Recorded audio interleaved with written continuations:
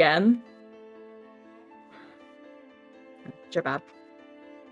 Really terrible right now. Okay, there we go. Alrighty, hello everybody. We are here, and I am able to be heard now, which is an added bonus as the DM. The story probably would be a little weird if you couldn't hear me, but I'm here, so whoa.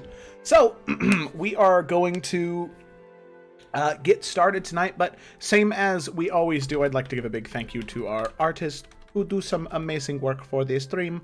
We have Lisa, Gemma, who are a part of this campaign right now, and Andy, who did the art for, well, soon to be, Onion, yo, how's it going, Onion?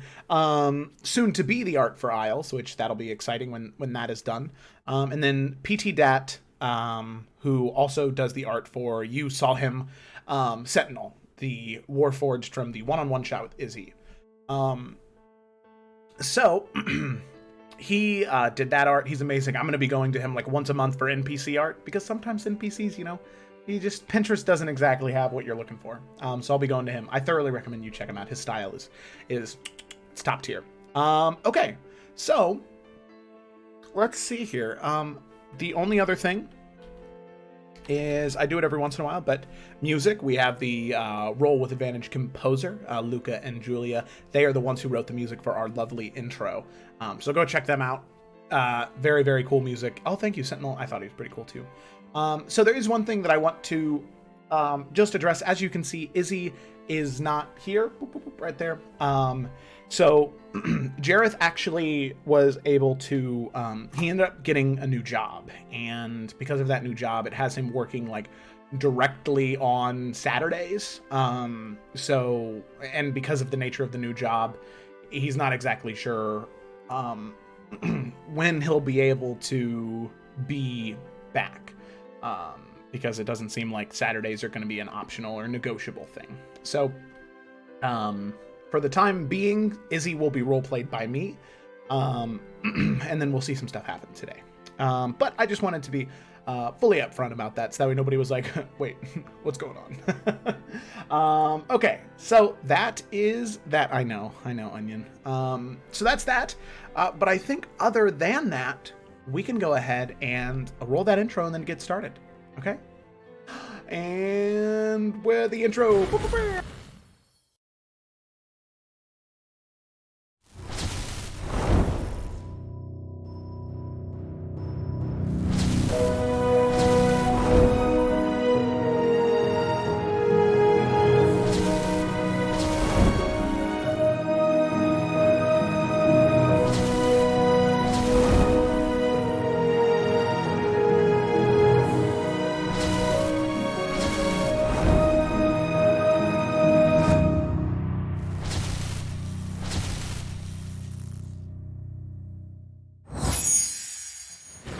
And hello, we are back. Welcome back, everybody. So let's just go ahead and dive right in to tonight's session. Actually, could somebody just real quick do me a favor and roll some dice in the chat real quick, or spam the chat with some words or something? I just want to make sure that's working. Oh, thank you. And yep. Okay, there we go. All right, woohoo, dog. Whoa, ho. Okay, that actually is not what that says. All right, cool. Okay, awesome, sweet. So, let's go ahead and get started. Uh-oh. Oh, no. Oh, God. Now it's never stopping now. Okay, so we'll stop that. Sorry. And go there. No, it's okay. Alrighty. So, last we had left off, the group, the party here, had found themselves in the capital city of Iverion, Raven Rock. The city divided up into, or a city divided up into 3 distinct districts. The inner city that is behind the walls of Raven Rock, the southern farmlands, and the northern shanties. The majority of their adventures up to this point taking place in the inner city itself. The reason of their existence in Raven Rock is to investigate the return of House Markhold, a house that disappeared many, many, many years ago, seemingly for no reason other than ominous actions taken at their island in the Giant's Isle. However, the party has discovered that this house now has a cult that serves under them, using the banner of House Markhold. The party has been tasked with finding these different cultists and bringing them to an end, preventing House Markhold from ever rising again. One of the points of intrigue still is in this adventure so far is the role of the ancient dwarven subrace known as the Dowie. The party knows that the cultists are searching for Dowie artifacts and have found some of them, and that the cultists have found some of them. Let's see. The party doesn't exactly know what role these artifacts play yet, but they do know that the artifacts are powerful, as the party is in possession of 6 of them. So currently the party is waiting to investigate what seems to them to be the biggest lead they've had yet. They learned of a specific location where cultists had entered a cave system of sorts. They learned this from the stoic and kind archivist by the name of Din. While he is kind and seems to have a good heart, the party is still unsure of his true nature, as after a pat on the shoulder from Grok, which moves most men, Din was unmoved. Before they're able to investigate the cave, however, they must wait for Din, as he will be the one guiding them to it. So, now the party has a few days to either investigate more leads, or have a little time to blow off some steam. But before we can get there, we need to pick up on the night that Izzy returns from her adventure with Sentinel. So, in those moments beforehand, all of you at that point had gone to bed, as Grok, she would not have gotten back, and I guess this is entirely up to you, until about 4:30 in the morning. I'm assuming by then Grok probably would have went to bed, right? Yeah, he'd have been shit-faced drunk and would have collapsed by then. Okay, alrighty, cool. So, then as you have already gone to bed, eventually Izzy makes her way up the stairs and to the room that is shared between Izzy, Twig, and Eurydice. So, all of you sleeping except for one of you. Eurydice, you haven't exactly had what one would say is a good night. You were able to sleep, but the communication you had with your patron, Day, seemed to, well, it didn't exactly have a good end. You made a call, and you received information that you wanted. But that price being, at least as far as you know, an innocent woman's life. So, you wake up after your meditative trance, and as you break from your meditative trance, what exactly is Eurydice doing in those moments after she wakes up and breaks from that trance? She would wake up, and I think there would definitely be this moment of just processing. You know, when you're in that moment of shock after you see something horrible. And just kind of like, almost like pats herself to make sure she's real, looks around the room, checks the Twig is there, kind of sits up, puts her feet over the bed. And then she would just start to kind of breathe. And then just kind of slowly transition into just this kind of panic attack. Just ends up kind of sobbing, but like probably with a hand over her mouth, she's trying really hard not to wake up Twig. Okay. At the same time as just absolutely losing it. Okay. So at about that moment, the door does, as you're covering your mouth and crying, the door does slowly creak open. You can hear the key enter and unlock the door. The door swings open, and you can see from the light that is slowly pouring into the room, you can see Izzy standing, sort of just a shadowy silhouette with the light on her back. But she slowly enters, shuts the door behind her, locks it again, And she looks over to where you're at.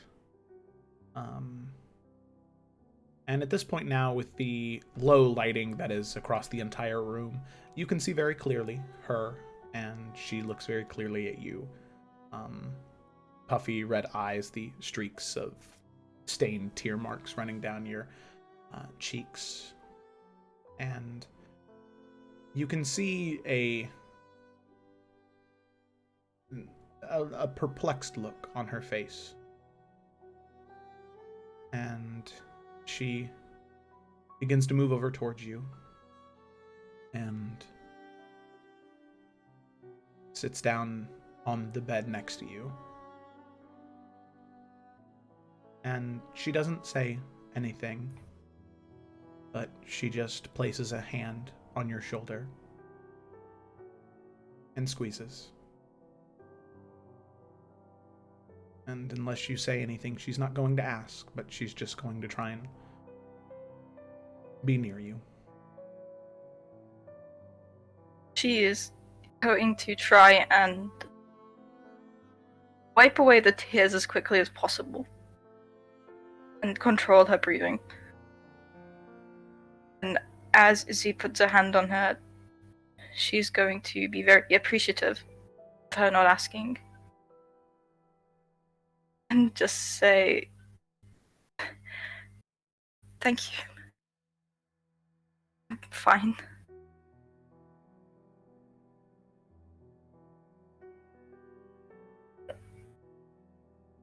If you say so.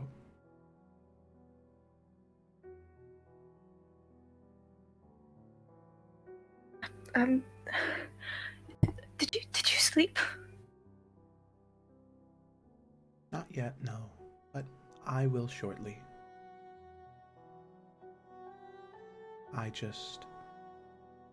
Before I go to sleep and rest,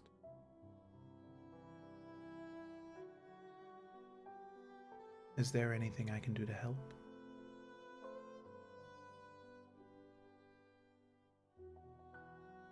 No, probably not. A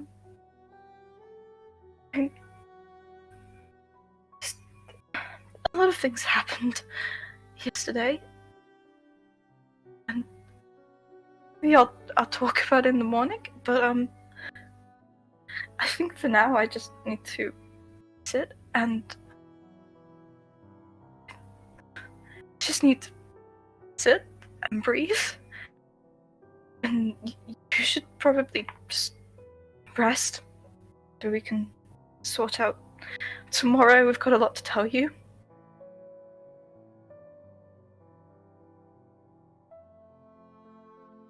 And I have a lot to tell you.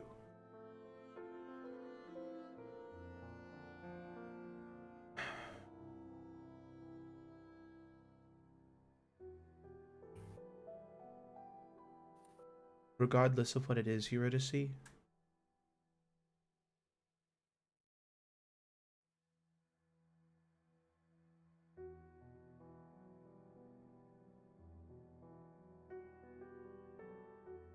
I really hope that you find a way to smile.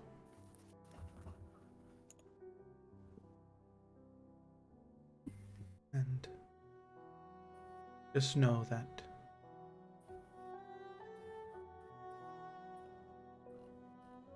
you shouldn't feel bad for trying.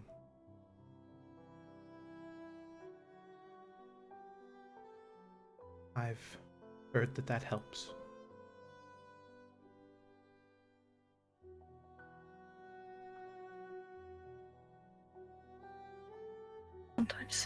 Sometimes it does.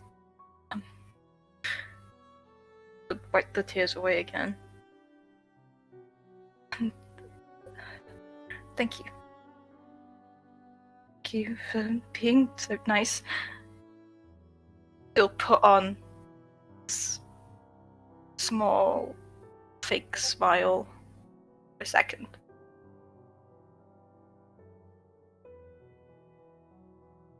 Mm-hmm. There you go. And Izzy will return a smile to you and say,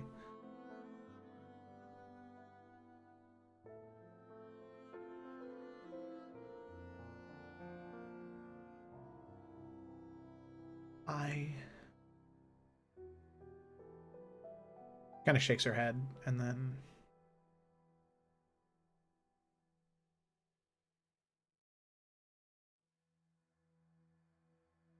I really hope that things start to make sense for you soon.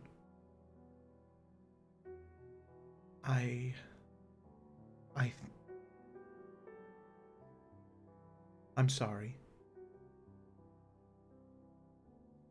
I'm sorry for whatever happened to you. But just know, while you have Twig, Alfian, and Grok, and me, they'll be there for you. And I'll be there in any way I can. And you see this sort of twinge of confusion strike her face. And she'll just kind of lean over and go to wrap her arms around you and just give you a small hug. And pat you on the back.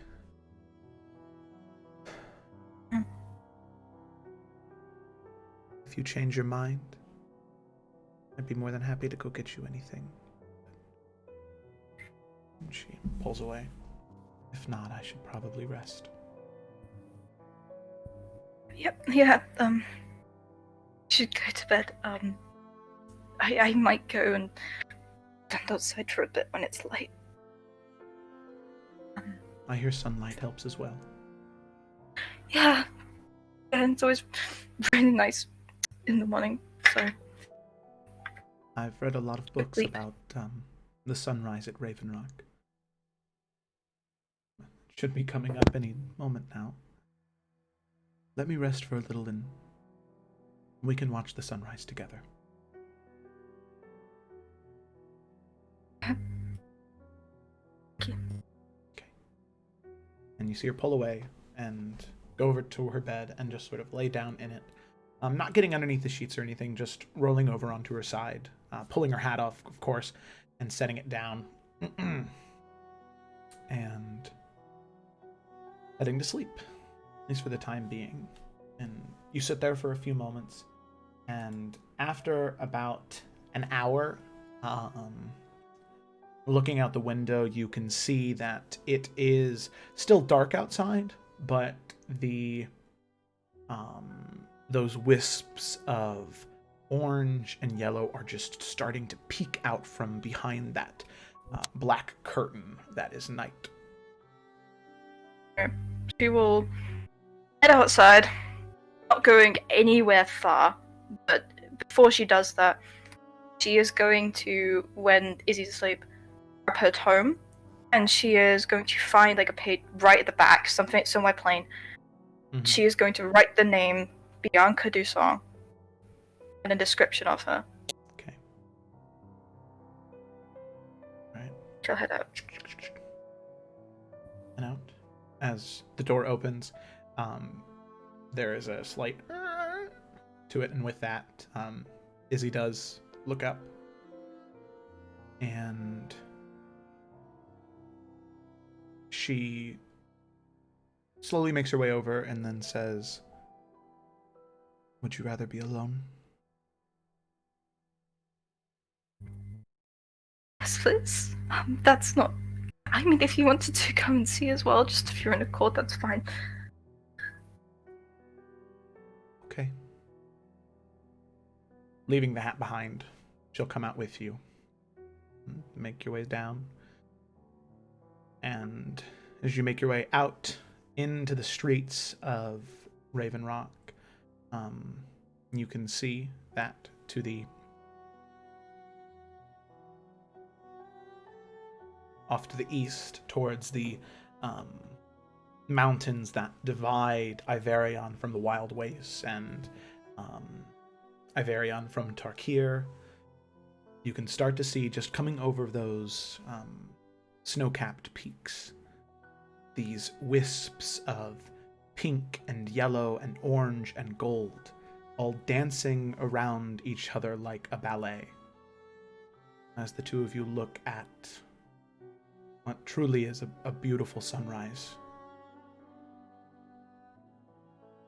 And Izzy just reaches over to your hand and just grabs it and squeezes. And then lets go. And doesn't say anything else. And the two of you just watch the sunrise.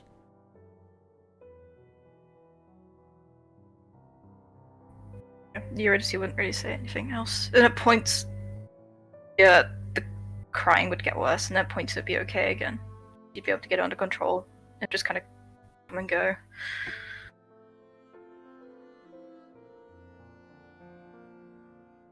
And when the sun is fully risen and that ballet of colors finishes and it's just a bright gold and yellow sun on a very a fine morning, about, let's see here, I want to get the conversion here, so about 54 degrees outside right now Fahrenheit, or 12 degrees Celsius for my Oh, thank you so much. you're welcome. Got my conversion up Thank just you. in case. So it's not warm outside, but it's not cold either. It's nice outdoor weather, where you're just right in between the two on this shade sun, which is October morning, and you take those moments. And as soon as the sun is fully risen, she looks over towards you again and says, "I won't say anything to them about it. This is your secret to share when you want."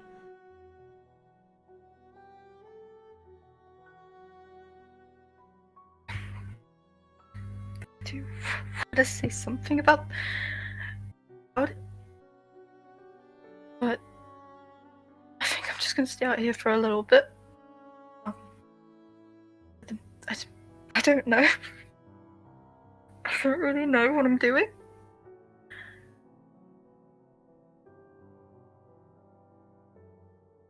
Eurydice, I've spent 30 years wandering, not knowing anything about anything I'm supposed to do. It is the nature of life. But every once in a while, you find something that gives you purpose.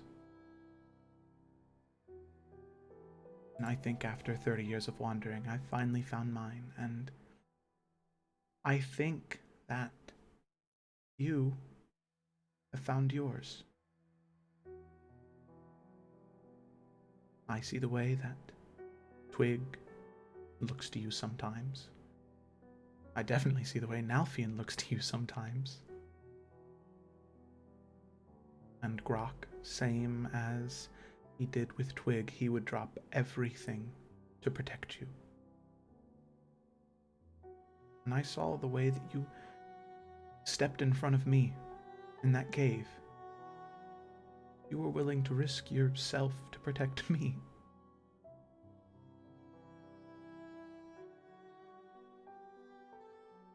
I think you found your purpose.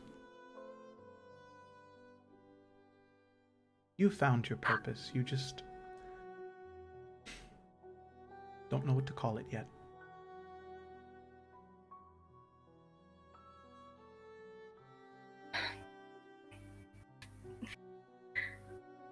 Through that, I'll talk about purpose.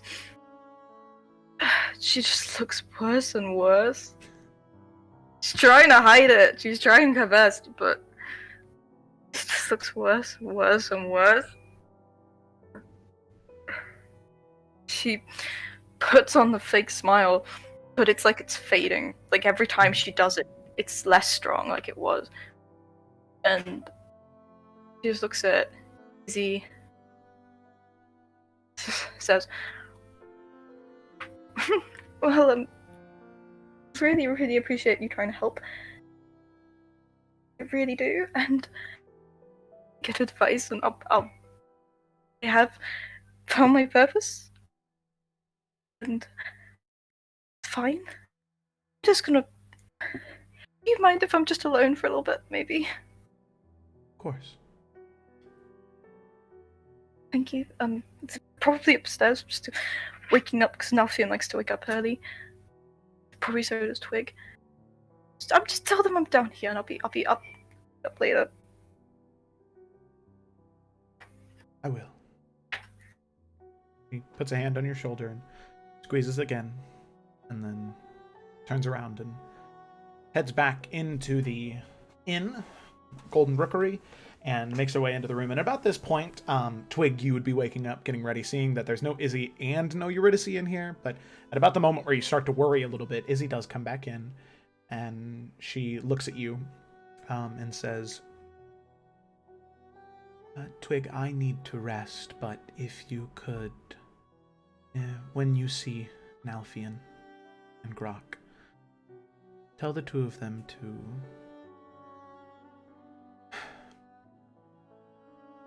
give Eurydice a little space this morning. And I've heard it helps if they are a little more kind. Not that they're ever not, but I don't know what she's going through, but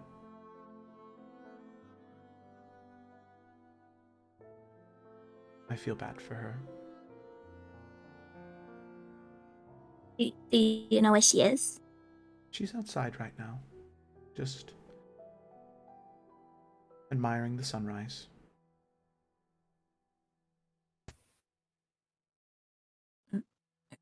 Right, and are you okay? I'm fine. I need to rest. It's been a long, long, long night. In fact, I'll probably be resting most of today. And then Twig.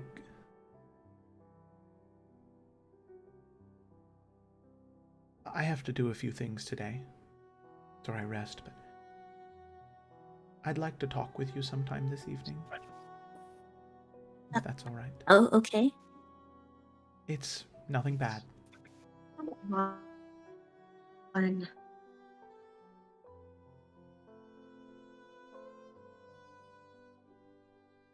Sorry, you cut out a little there, Gemma. I wasn't saying anything because I heard something. I don't know what it was from. Oh, okay. I think it's from Kayla. Okay. But for now, I feel as though I need to rest, or well, I may pass out here soon. But Were you gone the whole night? yes, I just got back 2 hours ago, and then I was speaking with Eurydice. Weren't you just at the museum though? Why didn't you come back sooner? I was... Plans changed, and tonight, I will explain everything tonight. I just need time to rest and think. Have a good sleep then? Thank you. And she turns away and then lays down in the bed, once again on top of the covers, resting her head on the pillow. And you can see Lizzie curl up next to her. She heads off to sleep. So, Twig, with that, you're awake now. What would you like to do? I mean, she would want to go find Eurydice. Okay. Just to make sure she's okay. Yeah, of course. And then, let's see here. Okay. So, then probably Nalfian, being full elvish as well, you only need the 4-hour trance just to meditate. So I'd say at about now you would probably be, after your night with Grok, you probably had a little bit of a hangover. So your trance took a little bit longer. So I'd probably say at about the same time Twig heads out to go look at or check on Eurydice. I'd say if you wanted to, you could probably be exiting your door about the same time as Twig, unless Nalfian is just sort of taking a moment to lay in bed before he heads up. No, I think he'd be up and awake, you know. Okay. So then I'd say that Twig, as soon as you slowly open the door, trying to be cautious of as he's sleeping, you shut it. You can see almost perfectly symmetrical as the two of you open and close the door in the same way at the exact same time and startle each other just a little bit from the sound of the door creaking shut. Good morning, little bird. How are you? All right. Like, Dolphin's really fucking loud. Like, not paying attention to anybody, trying to be quiet. Because Grok was in there pass the fuck out, so.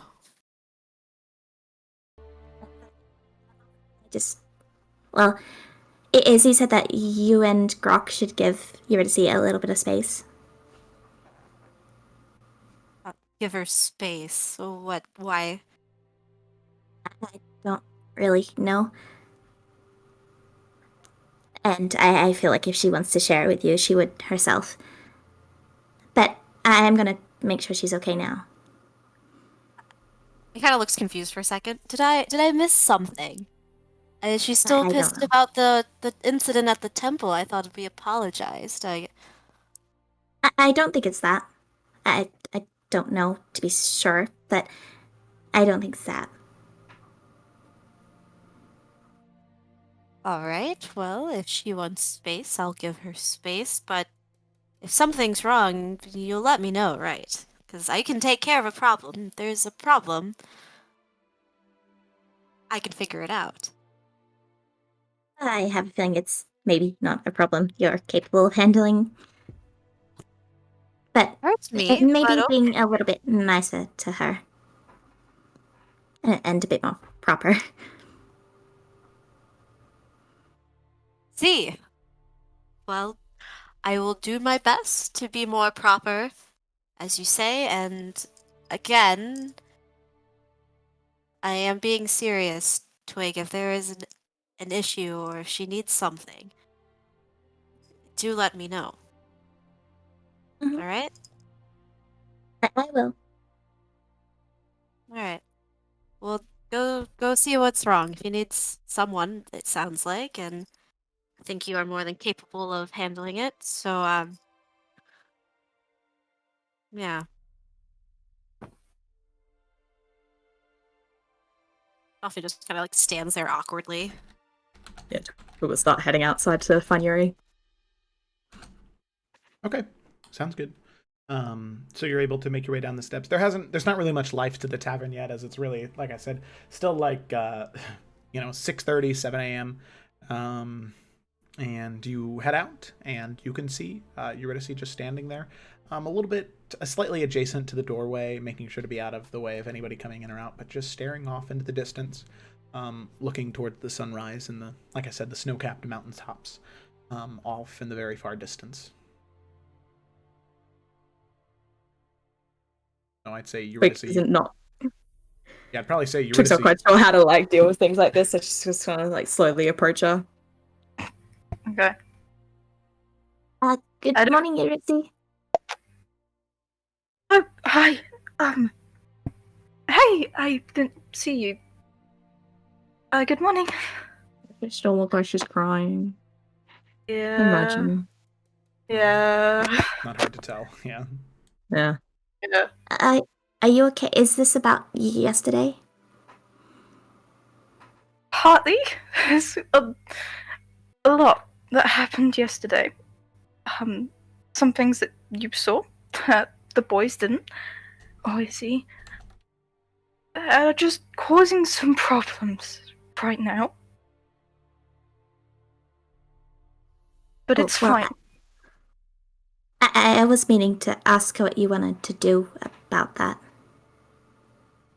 I mean, I don't know how comfortable you are with the records just sitting there in the temple. I didn't really think about it in the moment.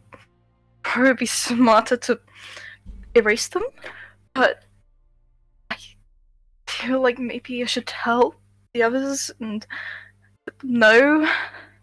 But then I have to. Twig, I need you to know that I didn't mean to. But I lied after dinner. Okay, when they asked me where my tattoos came from, and I said they were just a traditional thing, that was a lie.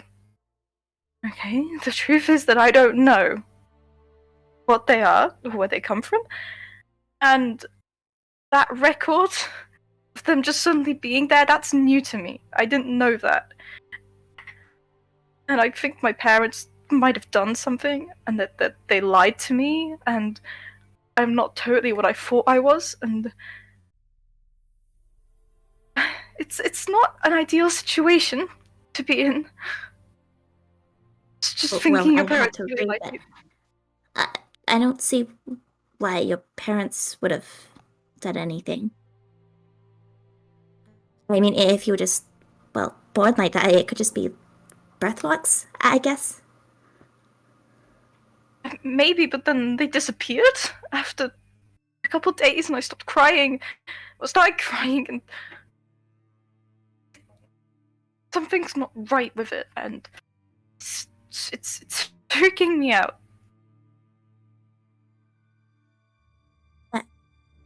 Sorry, I don't know how to help. I mean, Nalfian said that he'd be willing to help with things. I don't know if that would be any use, but I suppose I should extend the offer.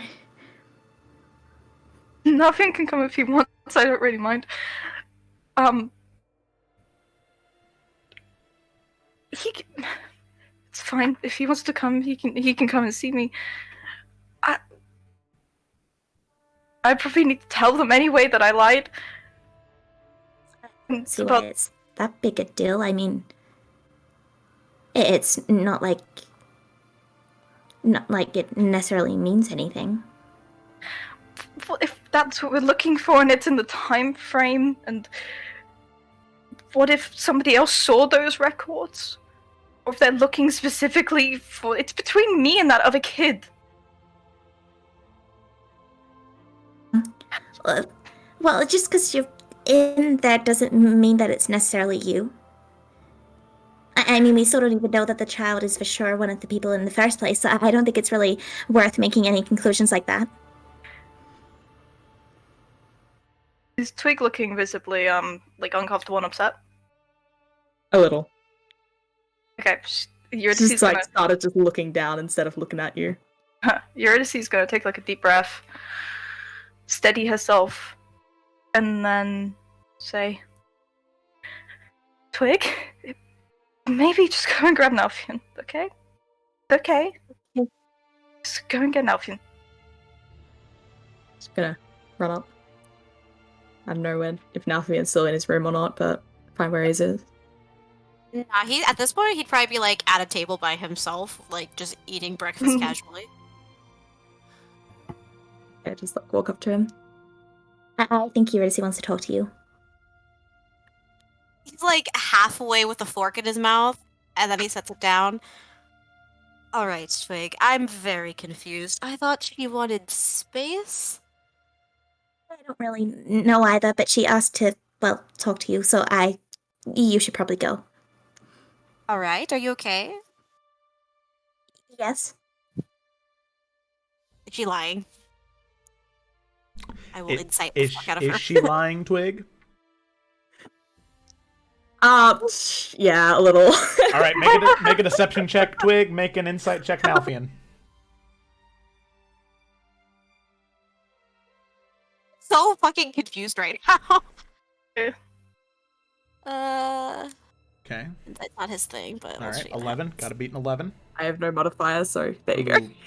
She do be lying, Nalfian. She's definitely lying right now. He's gonna put his food down, or his fork down, and he's gonna slowly stand, and he's gonna say, Alright, little bird. How about this? Why don't you come with me, and we'll both talk to Eurydice. Okay? Okay. I don't really know if she wants me there too, but I can come at least. I would very much like that if you did. Okay. Alright. And he'll just kind of move around his chair and, I guess, follow Twig outside to wherever Eurydice is. Easy enough. You follow Twig out, and standing adjacent to the doorway, maybe by about 10, 15 feet out of the way of anyone passing, you can see her just sort of mindlessly staring off to the east. Just standing there. You can approach. All right, so Eurydice, my dear, and like he's about to say something, and then he sees her face, and then he'll like pause for a moment and just kind of look between her and Twig. Okay, ladies, I feel as though I've missed something very important here. Eurydice, why the tears? What's wrong? She looks like she can't breathe or she doesn't know what to say. And instead she just hugs Nalfion. That's all she does. And she just starts full on crying. Nalfion Because is just just standing there very awkward. Nalfion's just gonna quickly or just wrap his arms around her and just hold her and let her cry. But he's just gonna hug her very tightly. She's properly crying. And Alright, this is what's gonna happen. And he's just kind of like rubbing the back of your head. Twig, dear, I'm gonna take Eurydice inside. If you would be so kind to, let Grok know there's something wrong. And we're gonna be in your room, I suppose. And Nalfion, like a child, is just going to scoop Eurydice up. oh. And he's going to like kind of cradle her head so she doesn't have to like see anybody and so nobody has to really see her. And he's gonna walk and carry her upstairs. Okay. And the goal is to go to their room rather than where Grok's sleeping. Easy enough. Make your way up the stairs into the room. You will set her down inside. Now. He's not gonna set her down. Okay. Okay, gotcha. He'll just continue to hold on to her and he'll just kind of go and sit on, I don't know, the nearest bed. Wait, is he in here? Yeah, Izzy's in here. Fuck. Ah, fuck. Right. Lies. I want to She's wake her asleep, up it's either. No. Go in the boys' room and then Yep. Grok and go to the other room. Yeah, Nalf is going to walk upstairs and just kind of like, with his head gesture for Twig to like go and wake Grok up. Twig will like hesitate for a moment and just like open a little slightly. Grok, are you awake? Nothing. Did you get me any breakfast? I'm fucking starving. My head's fucking pounding. Nalfion is dealing with something with Eurydice right now, but it'd probably be a good idea to go down and get food. Eh? Fuck it. Alright. Have I missed something? Potentially. Oh, fucking hell. Never simple. Alright. I'll get some potatoes. Right. When Grok stands up, like he'll just see Nalfion holding Eurydice and he's like giving Grok a very concerned look. He's not gonna say anything. Grok will kind of walk past, but give Nalfion a look and go, "You alright?" He's just gonna shake his head and shrug. Right. Say it is for one then. In a bit. And just kind of looks at everyone, just confused. Nalfion will nod and just kind of like nudge the door shut with his foot. And once everybody's out of the room, he's gonna go to his bed and just kind of sit with Eurydice. And he's still just kind of like petting the back of her head, and he's gonna say, "All right.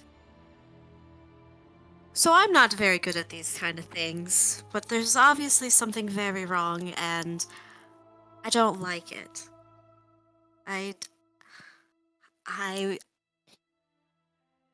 I don't like seeing you cry and something's wrong and you need to tell me what it is. Um, I might have lied to you a little bit. I'm really sorry. And That's not what this is about. I don't want you to apologize to me. I've pretty much told you every lie in the book.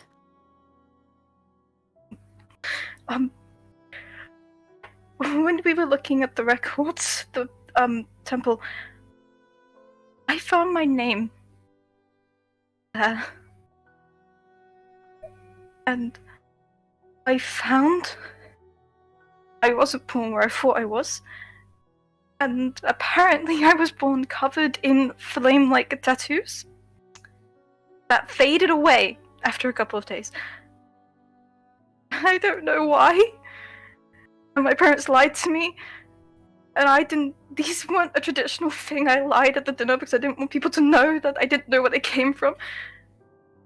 Just. I'm not what I thought I was. I've just been lied to. I could be this child, but I don't think I am, but I could be, and it's just between me and this other kid. So, the Dragonborn, right? You're one of them, one of the kids that were born this way, that they're looking for. Yeah. All right, look. And he's gonna like take his thumb and try to like wipe away some of her tears. This is big, this is important, this is a lead, this is good, but let's set that aside. Because this is even bigger for you. You're learning some information that is scary, that is new, and it has changed everything for who you are. But something that I learned a long time ago is it doesn't matter where you were born, who your parents are or weren't. It matters what you're doing right now. So sure, Eurydice, maybe you were born with these tattoos, you say. Maybe they're gone now. But so what? What does that have to do with the person you are right now? Look at you. I mean, you're the nicest person I've ever met. I don't know how the hell you managed to keep that up. This place is full of shittiest fucking people you'll ever meet. But yet somehow you remain so kind, so caring. You'd sacrifice yourself for anyone. I mean, for some fucking, whack in that cave the other day? He couldn't be saved, but you of all people went out of your way to try to help him. So, tell me, what does this information do to change who you are right now?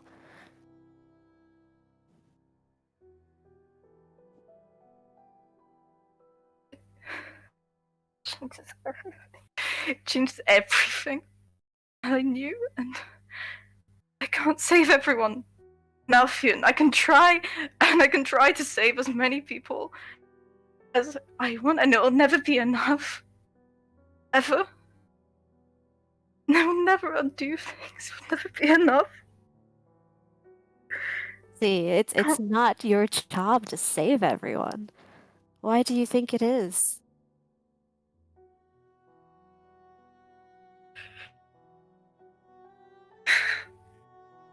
She just stops crying again. It's like there's words she really wants to say. She just can't say them. And instead, she just says,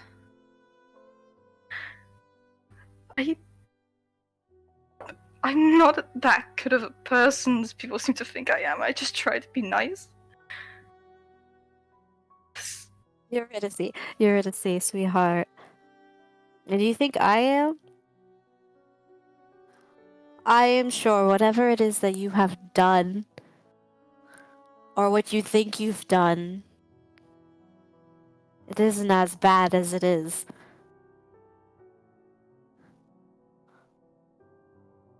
You are a nice person. You're a good person. You are so kind. Sometimes it's sickening, dear. But that is what I absolutely adore about you. And I'm sure whatever it is that you feel like you did or said, that you are deeming yourself so bad, you did it for the right reason. Right? That's what you are. You're all about the right reason.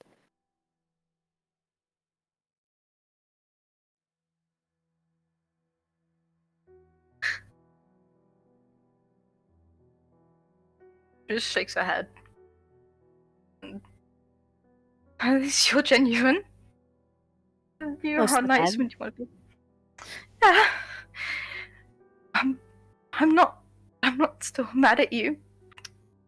For the temple, I was. Thank the gods, I was getting very concerned that somehow all of this was my fault.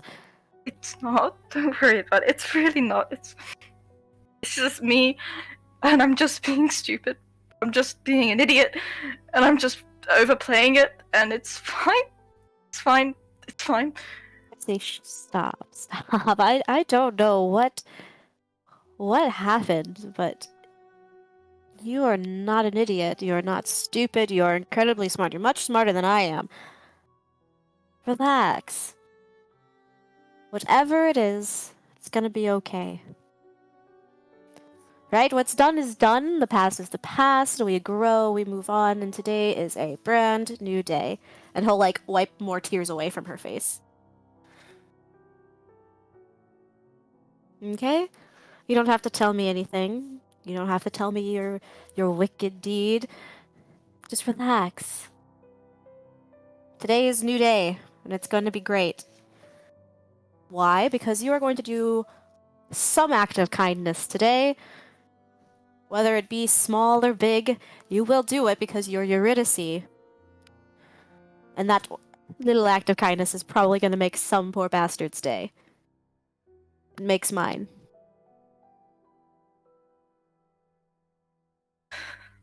You're not a poor bastard. You're my friend. So. Well, I'm not poor, and I'm not a bastard either, but thank you. All right. Thank you. Are you hungry? Can't tell. I mean, sometimes crying can make your stomach hurt, and you don't really know if it's because you're hungry or because you're crying. I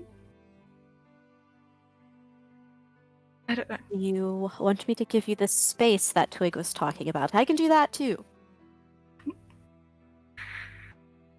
Well, I don't know how much it would actually help, the space, but Yona Mackie on the ship after the balls in the Haunt Corsairs, he said to try not to dwell on things because it doesn't make them any better. And really, if you just worry about something, you suffer twice. So, I'll come downstairs with you. And she starts kind of trying to use prestidigitate to get rid of like tears and stuff like that. And because it's harder for her to cast because she's having to focus on it. But she tries a couple times, it doesn't work, but she does manage it. Well, you look lovely either way. Now come on, let's go. Let's figure out where the fuck we're going today and what we're doing. Are you alright? Much better now that I'm with you. She puts on the fake smile again. More believable now. He will just kind of look at her for a moment. Just nod his head, and then he'll go and open the door. After you. Thank you. I head downstairs, I suppose. Yep. Okay, so with that, the two of you head downstairs. Now, Twig, are you heading downstairs as well, or are you just staying in your room, like stress drawing the runes? No, she's just gonna stay in her room. Okay, alrighty. So with that, Nalfian and Eurydice, you head down into the area, into the inn, and I'll transport you there now. And Grok is there with you. So as you are making your way down, you can see that Grok has already gotten that same corner booth that first night you were here.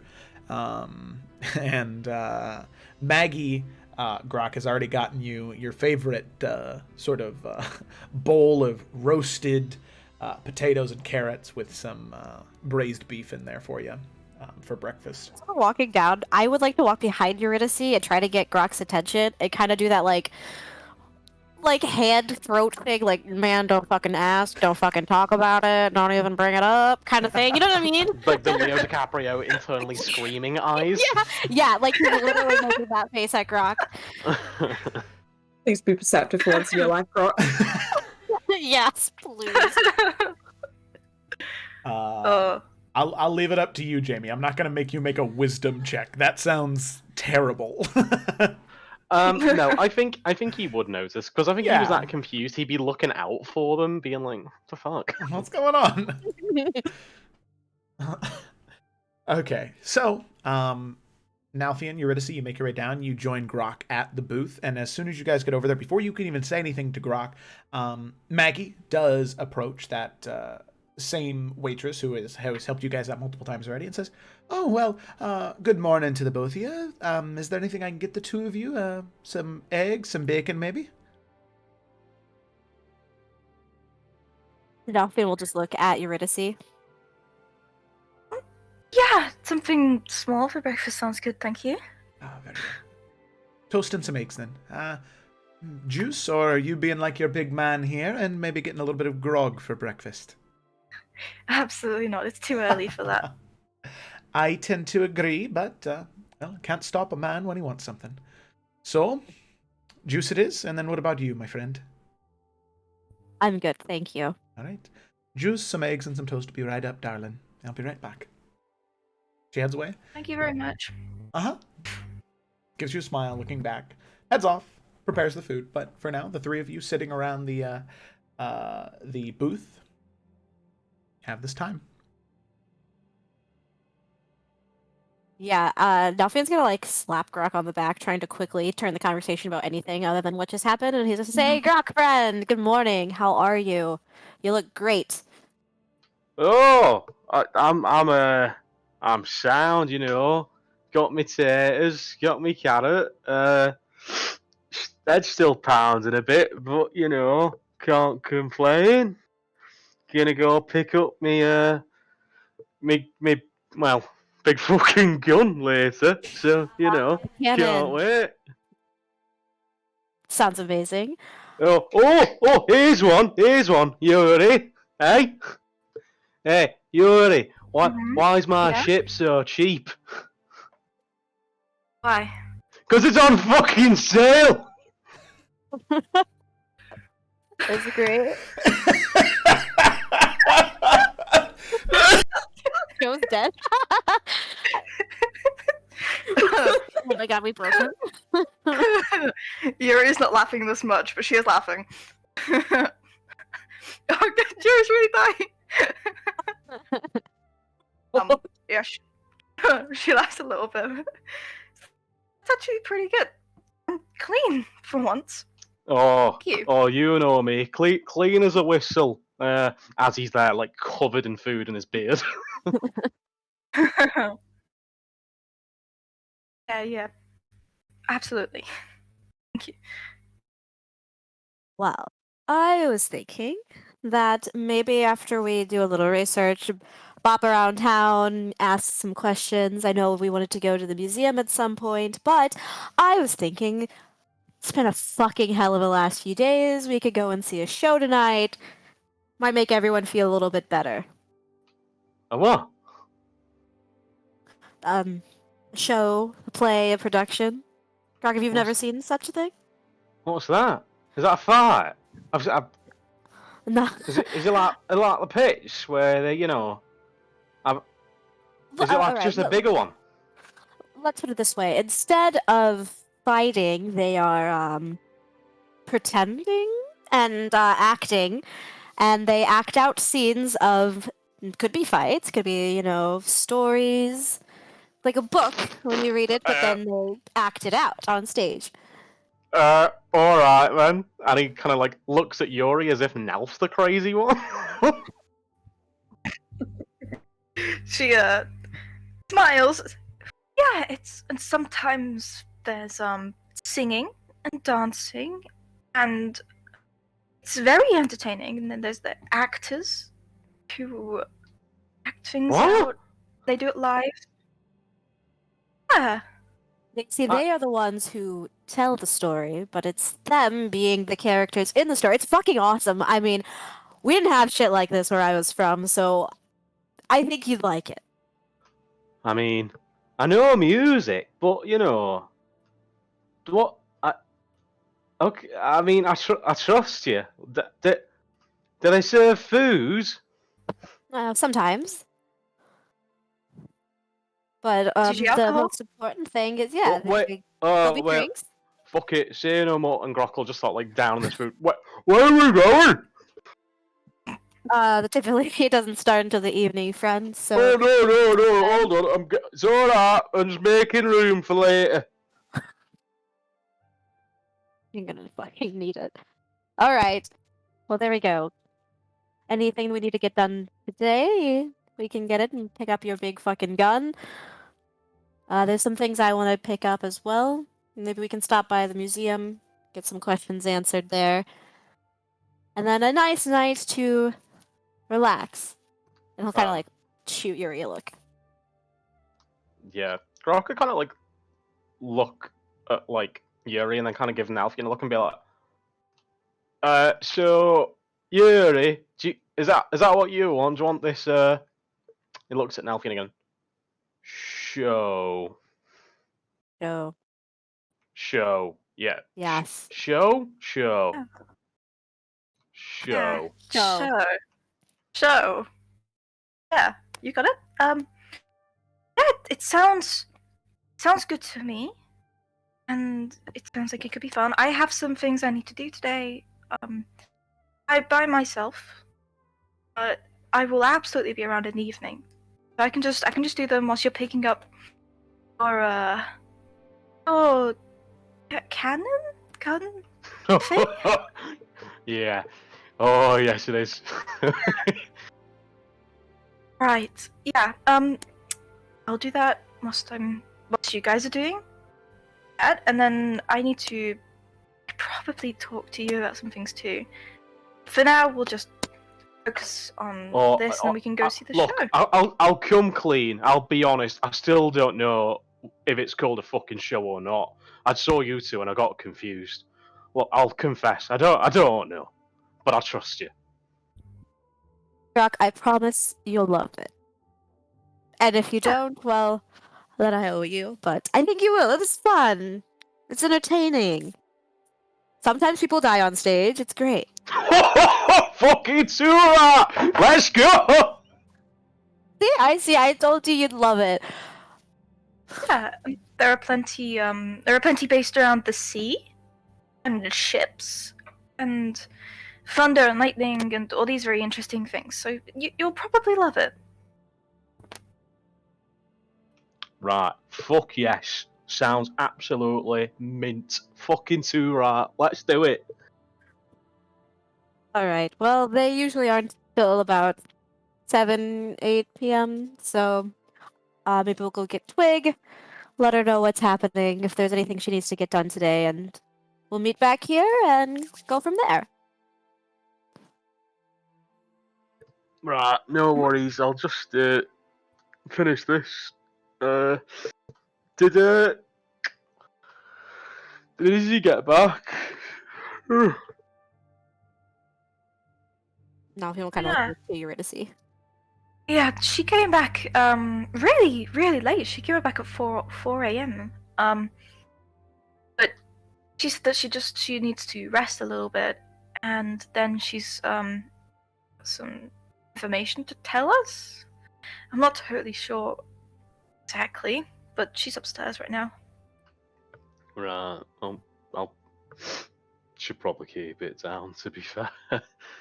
And I think, as Yuri mentioned, she got back really late. Grok probably would have gave Nalfian like a like look. Yeah, he'll also respond, but just not say anything.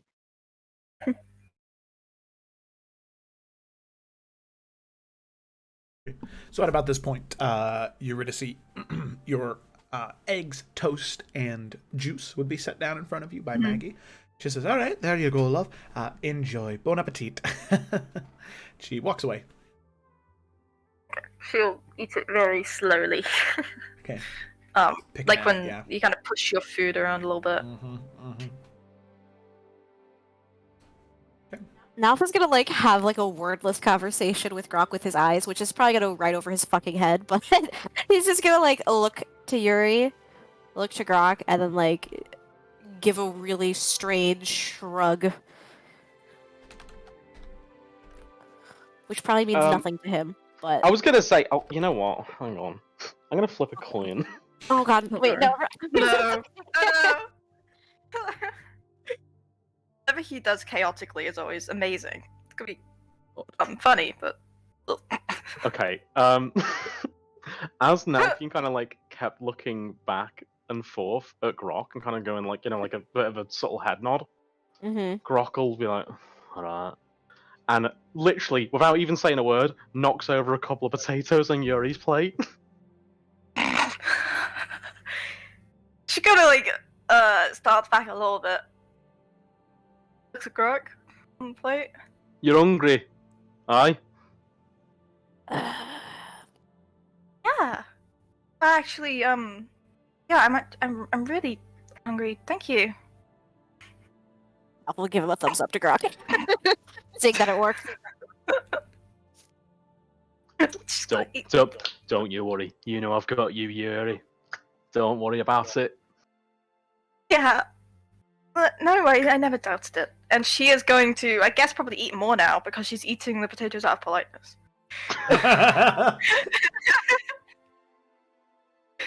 So there you go. Okay. Alrighty. So I'd probably say that's about 2 hours. So it's about 10 a.m. now. Twig, would you have come down at about this point? Yeah, she would have come down eventually.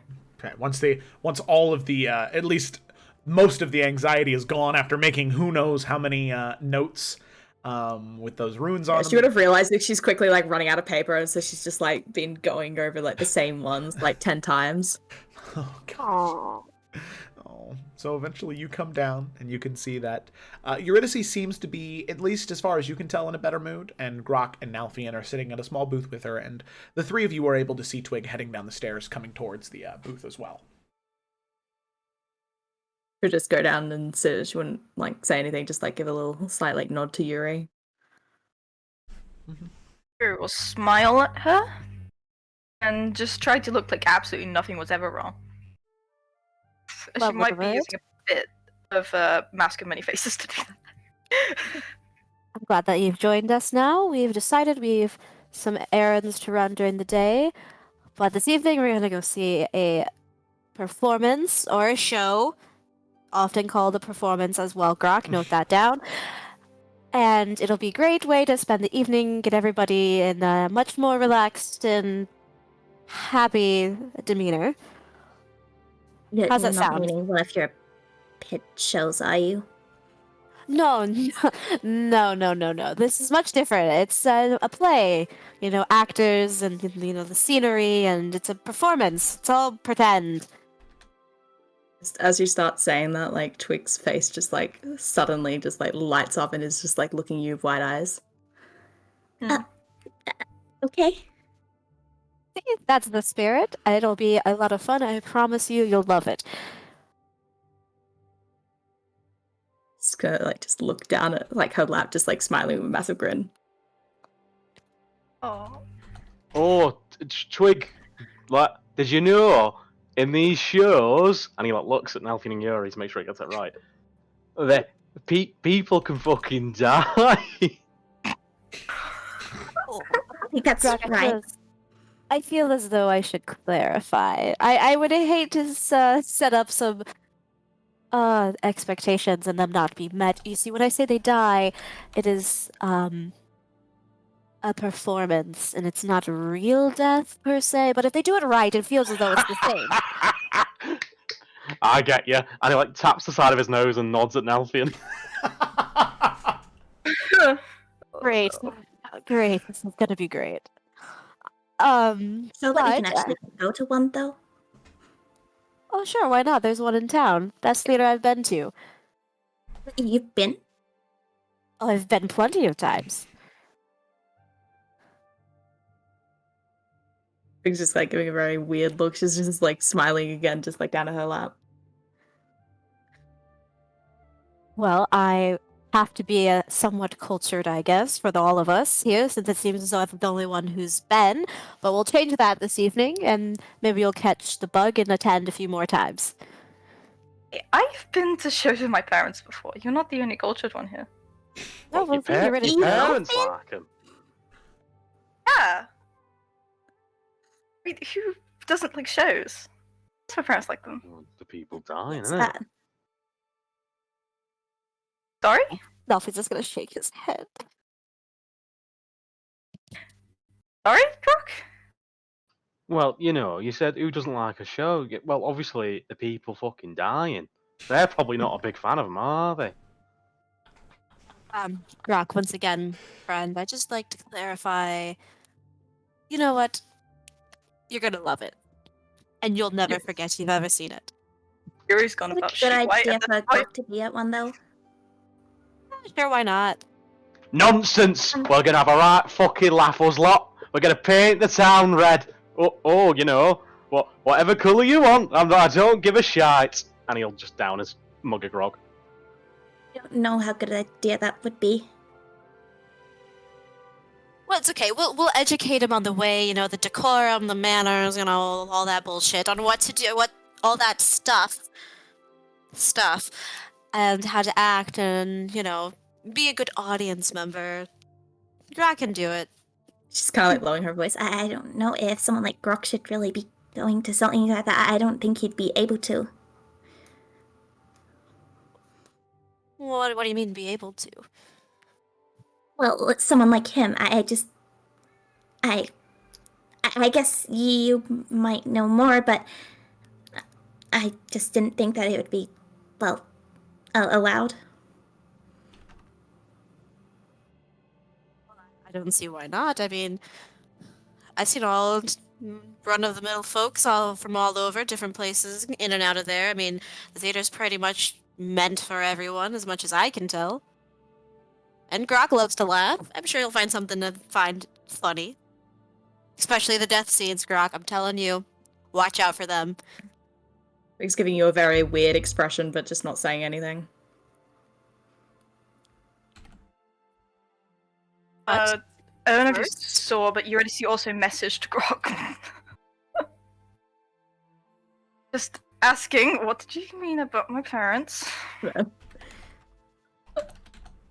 Grok would kind of like be like, eh?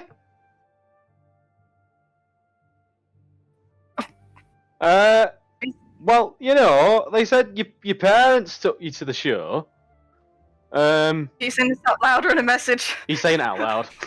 Oh my god! Well, you know, you said your parents took you to the show, so I was just saying I was a bit surprised that they're like, you know, the you know, and again he taps his nose, the show. She gives him a weird look of like, what did you hear?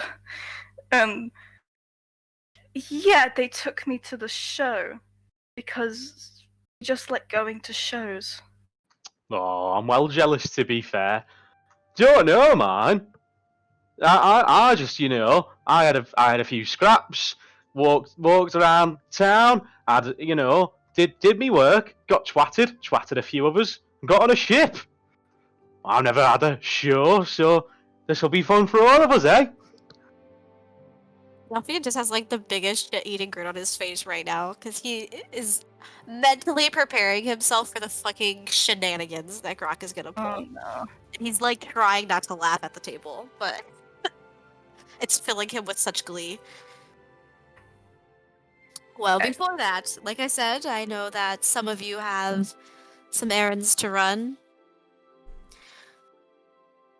So I'd say we meet back here around 6. We'll walk over together. That sounds Yeah. that sounds good to me. Sounds good. Hold on, I need to get my shit from upstairs. Are you done in the room? And he kind of looks confused at them both. Yeah. Well, we're done with that room. It's fine. I Look, actually to ask you. if you need, your privacy, and he kind of like winks, but like not subtly at all, and he tries to like wink, but it's both eyes like blinking separately. If you need, your privacy, just let us know. We've Was just We're just- smirking. we're just talking. Alright, Yuri. And he'll just walk off upstairs. Twig is very confused. Wait! She's gonna run after him. Well, on that lovely note, I'm also gonna go get ready. Ladies, if you need anything, you know where to find me. If you would like, I would prefer that Twig, as much as I know that you can handle yourself. If you are to go anywhere, dear, please let someone go with you, if you will. This is a big city, it can be very overwhelming. Well, I would rather be alone for a little bit. I want to try and, have a better look at those Dowie tools, and I don't really want distractions. Alright, I can respect that. Well, if either of you need any company, you know where to find me. And Nalfian's going to excuse himself from the table. Because he has stuff to do too. Nice. Okay. Was interesting. Alrighty. Sounds good to me. So, all of you then finish up whatever you need to do, and at least here in the tavern, and then you sort of go your separate ways, ready to head out and accomplish a few things. So, with that, we're going to move away from... Oh, no, I do not need to launch Steam. That is the opposite thing I need to do right now. We are going to pull everybody back to Raven Rock. Ignore all the lines and stuff for now. So, you all head out of the tavern, and then you start to go in your separate directions for what you need to accomplish. So if I could just know right now where everybody's going, so I can move their tokens there, and then we can go one by one through each one of those thingies. So where are we going? And also, just for good measure, it is daytime now. About noon now.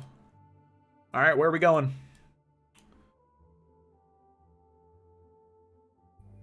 Well, don't be too excited. So, Eurydice is going to go to that temple, and along the way, kind of go through a market area where she can sell the jewelry that she got from Bishop Vizira. Yes. Okay. Then, did I give you a value to that jewelry? Yeah. It was Okay. 75. 75? Okay, go ahead and make we'll just say go ahead and make an investigation check, and then go ahead and make a persuasion check. Okay. Investigation. We can just kind of... Oh! Oh, alright. Still make a persuasion check. See what happens. F. Okay. Oh, wait for it. Okay, 16. Okay, so although the jewelry is valued at 75 gold, really, you ask around a few times and people are just kind of, they're so busy now that it's noon, the business is starting to pick up, so nobody's able to point you in the direction of like, the better jewelry salesmen or people who'd be willing to purchase jewelry. So the person you do find, you can definitely tell that at first they were only willing to give you 40 gold for it, and you know that it's worth a little bit more than that. But after a little bit of back and forth, you are able to settle on 60 gold. for the jewelry sold. So you add 60 gold and remove Bishop Vizira's jewelry from your inventory. So from there, that's an easy thing we can just stop with now. And then you head to the temple. So we'll come back to your temple activities here in a little bit. What about everybody else? Nalfian? He is also going to somewhere to get better armor. Okay, all right. So leather worker. Gotcha. Yeah. An That's armorer. where he's at. Sounds good. So we'll come back to you in a second. Grok? Cannon time. Cannon time. Closing time. All right. There you go. Cannon time. And then Twig, are you vibing there, or are you gonna go do something? I mean, she'd grab her crossbow and she'd grab like the tools and stuff, and she's gonna try and make her way out of the city and try and like find somewhere a bit more peaceful, a bit more naturey, and just try and like work things out with the tools, like get a better feeling for like how they work and I guess how she can use them. For sure. That is actually really no problem at all. So would you rather go towards the lake and work near the lake, or do you want to work closer to the coast? Oh, I should work by the lake. Okay, all right. So then that means you make your way towards the statue by the Lady of the Lake. So what I'll go ahead and do is what we'll do first, we'll go ahead and start with Twig. Yeah, we'll start with Twig. Yeah. Okay. So Twig, as you make your way out, and you can tell that although the King's Yard is, maybe, a mile or two off towards the like north-ish, and you know that it's there in this area of the city, this exterior outside of the walls. You don't really hear any of the noise of the city, and you're not exactly sure why, because logic would dictate that you should be able to hear the city, the noises of the city, but instead, all you hear is the sound of nature, the sound of birds chirping and wind blowing. As I said earlier, it was about 12 degrees Celsius, so it's not exactly warm, but it's very refreshing to be outside. And as you make your way through the forest and eventually to the lake, you can see the statue of a woman emerging from the ground, and you can see that this woman has long hair and is wearing a draping gown, but completely carved out of stone. And you can see that there are some animals, some deer and rabbits that are sort of clustered around the statue, and as you approach, they just sort of freeze and look to you. And there's a brief moment, but then they just go back to doing what they were doing, and you're the only one here. So this is generally what that statue looks like. The only difference is this woman has no angel wings. So the animals, are they like actually paying attention to the statue, or they're just around?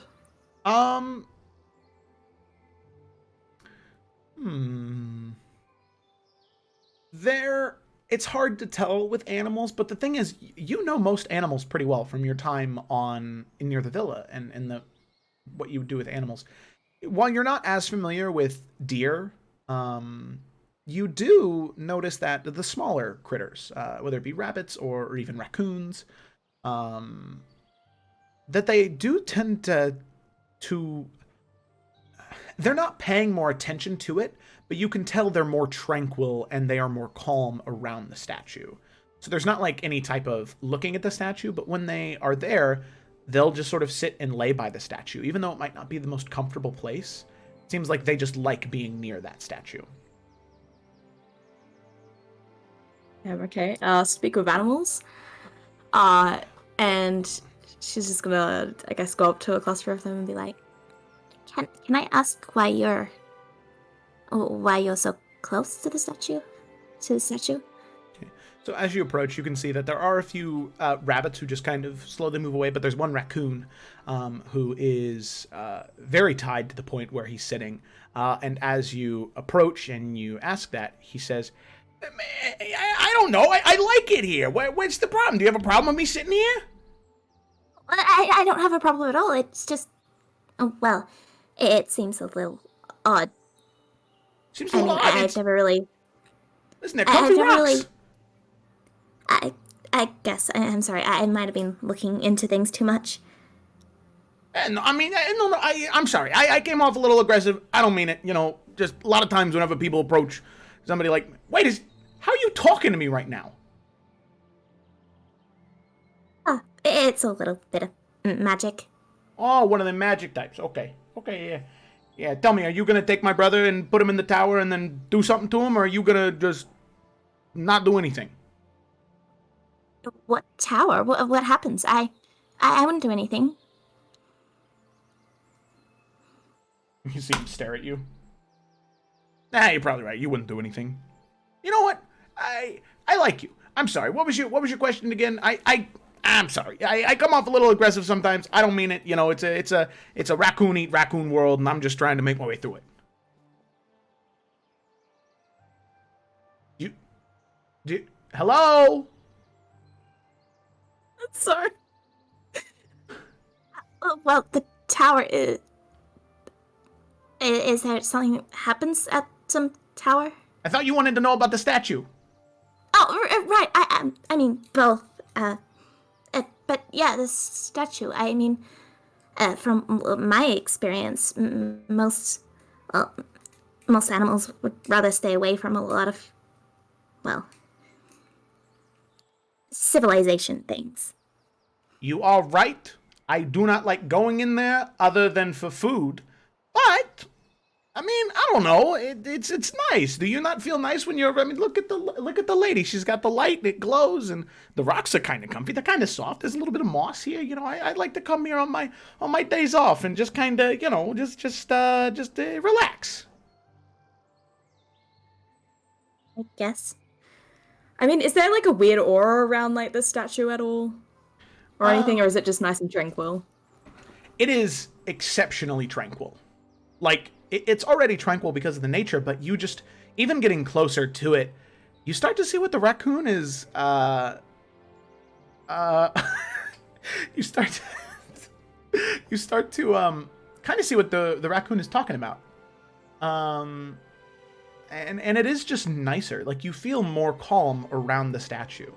A lot of the anxieties that you feel on a day-to-day basis, they become harder to pinpoint when you're this close to the statue. I understand what you mean. But yeah, the tower. Is there some tower around here? I mean, there's a lot of buildings around here. Oh yeah. I don't like to go by often. There was a time where me and my brother, we were going through the town and we were just trying to find a snack. We hadn't eaten in a couple of days, so we were just trying to find something to eat. Well, one thing led to another, and there are these guards. They're wearing the armor. They got the sharp pointy things tucked into the little not sharp pointy things, and then they they came up to us and they were like, "Hey, stop!" Well, they didn't say that. They said something like, "Oh, look at those trashy rats," or something like that. I don't know. It was a blur, and I ran, and well, my brother, he didn't run. He was like, "You know what? I'm tired of these guards. I'm gonna give it to them like they deserve." And he ran at him, and well, it didn't work very well. They just caught him, and they took him to there's a big tower, big. I mean, it's a big fucking thing. It's like huge. Like bigger than all the other buildings. It's all by the trees. Not a lot of food over there. I mean, there's some food, but it's not like the type of good food that me and Rocky liked. So now now it's just me. So he was taken into the tower. I don't know if he's alive, if he's dead. I don't know. I got like 35 other brothers, so it doesn't really exactly impact me that much. But I always missed Rocky. He was kind of fun. He was always willing to stand up for what was right. And, well, I suppose that's not exactly good because standing up for, I don't even know if it was right, to be honest. I mean, it was kind of stupid for him to run at you know what? I don't think I actually missed Rocky that much. He was always kind of getting into trouble all the time. Does that answer your question about, or? I think so. I mean, can I see what kind of tower he's like pointing to? Because like the only things I could think of is like the bloody lighthouse or the guard tower thing. You can. I would actually say from here you could see it because it is that tall. It's the Archmaster's Tower, where all the crystals are, and next to the Mother's Temple over there. Oh, okay, yeah, that one. Okay, Mm-hmm. got you. Right. Yeah. Right. Oh, well, I could always take a look at the tower. I mean, if it's a problem. I mean, you know what would actually really help me quite a lot right now? Yes? I mean, I don't want to burden you, but if you really want to help a poor little raccoon, I would love, some help with something. If I can give any help, I would definitely do that. Oh, you are just the nicest little girl I think I've ever met. And I honestly have to say, you are sent by the gods. Okay, here's what I want. It's really simple, okay? There's this guy. I've seen him every single day for, who knows how long. Going up and down that big road that leads up to that huge building that's got all the lights around it, and it's got the hole in the ceiling. And he's this guy, and he's got he's got like darker skin, and he's got this, he brings a lunch with him every single day. And that lunch is, I don't know, but it smells so good, and I just want to, part of me doesn't even want to eat it. I just kind of want to know what it is. And I've tried to steal it before. Not steal, I've tried to create an opportunity to exchange goods and services for this particular piece of delicacy, and he declined my offer and proceeded to walk away, and I maybe scratched at his leg, and now I think that they might notice if I'm there. But what you could do is if you could go into that temple, that big building, and you could find that guy's lunch, and you could bring it to me. Well, let's just say Danny doesn't care about Rocky anymore, because Danny's gonna have some good lunch, if you know what I mean.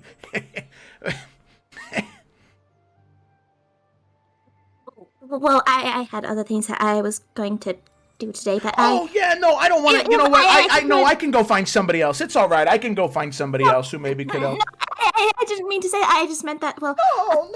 No. I can give it a couple of hours and see if I can, well, track it down before then, and I'll be back. Oh my gosh, you are the most darling thing ever. I'm sorry that anything ever came between us. Listen, I love you. I love you so much. The fact that you're doing this for me is like, wow. So how about this? You leave in a couple of hours to go get that thing, and I'll meet you back here, when the big thing in the sky kind of goes away and it's like all dark outside, right? That makes sense. I might need to come a little earlier. I have got something on, in the evening, but I promise I'll try. Hey, you know what? Whatever that thing is, I bet I could find its smell no matter where it is. So how about you go find it, you keep it on you, and then I will find you. This nose right here, this little, and he kind of wiggles his like little raccoon nose. This nose, better than most of those hound dogs that they keep around this city, all right? I can track anything with this nose. Are you sure that you want to go into the city? Provided I don't go near the tower where Rocky got taken, and I don't go back up to the big building where, the guy who I scratched is, I should be fine. Oh, okay, as long as you're sure. I mean, I could always come out again. Nah. I mean, I was kind of hoping to have it for dinner, and, I don't want to exactly... Plus, I have a couple of things that I need to take care of before then. Busy life. Got some important business to attend to as the important raccoon that I am. Got stuff I gotta do. So, okay. Yeah. If I don't see you before this evening, then I can just leave it out here. And you see him that is, if I find it. Kind of like side eyes the different animals here, and he's like, No, keep it on you. I'll find you. I don't trust any of these suckers around here. Okay. What are you looking at, Carol? Get out of here! You see another raccoon was kind of looking at the two of you, like going back and forth, and then after Danny yelled at her, she kind of like gets up and runs away. Hate her. Did she do something wrong? Nah, she just looks at me weird sometimes, and I don't mess around with people who look at me weird. Well, I don't think that's any reason to be mean to someone if they look at you weird. Do I judge your life choices? You're the one who's talking to a raccoon. I'm sorry. Yeah, Yeah, you know what? It's fine, but you should be. Okay. Well, do you mind if I sit around here for a little while? Nah, I kind of killed the vibe around here, so I'm gonna go find something else, but then I will find you when you have my dinner. Thank you very much. Okay. And what was your name again? Twig. Twig. Oh, like and he kind of like picks up a little twig off the ground, like one of these bad boys. Yes. Ah, nice. I'm gonna keep that around with me to remember you by Twig, and I'll see you later. And well, the pleasure was all yours. And he kind of like tucks the twig under, tucks the twig under his arm, and because he's a raccoon, he has those weird thumbs, so he kind of gives you some finger guns, and he's like, all right, I'll see you later. And just like goes back to walking on all four and just walks away. She kind of like wave as he like, makes his way off. And then she's gonna, like, not quite at the base, but like pretty near the statue. She's just gonna sit herself down, grab her crossbow out, and start having a little play. Okay, was I hallucinating just then?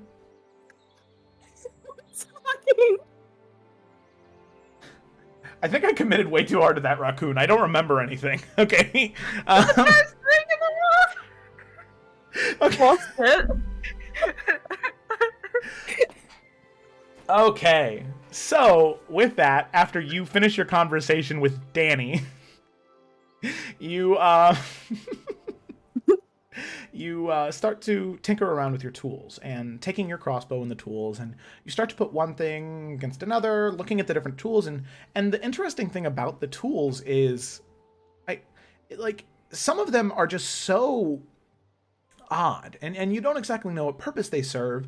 And then you see that wrapped around in these tools are other components, other items, different pieces of metal and fasteners, and all of these different, all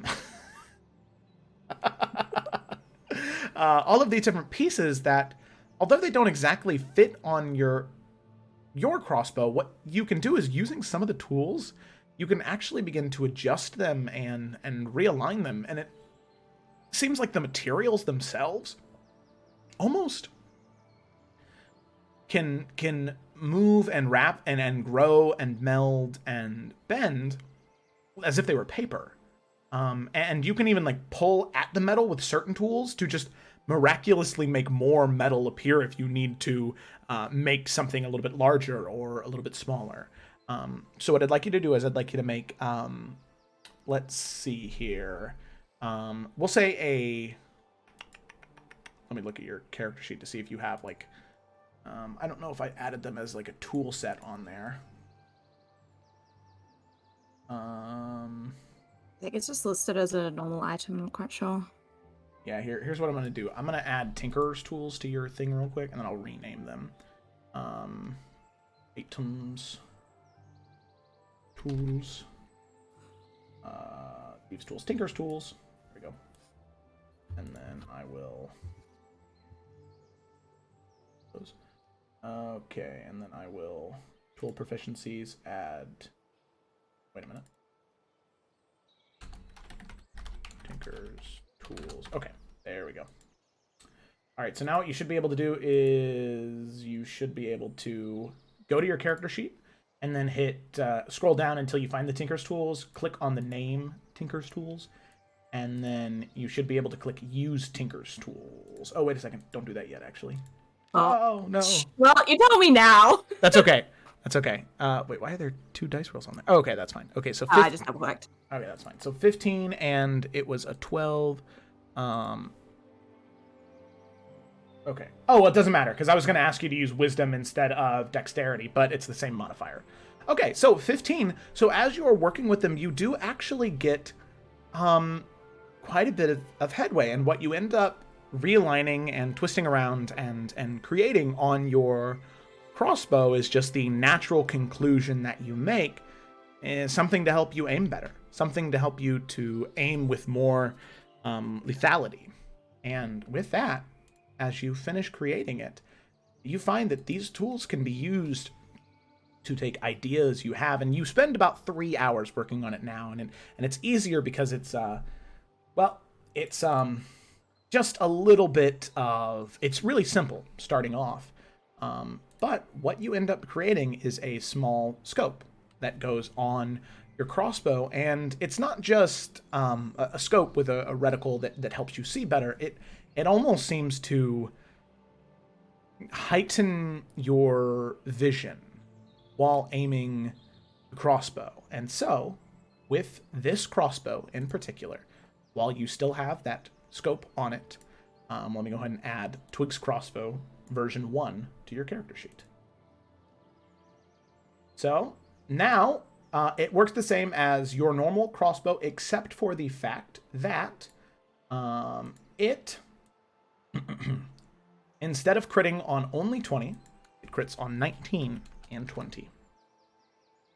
Nice.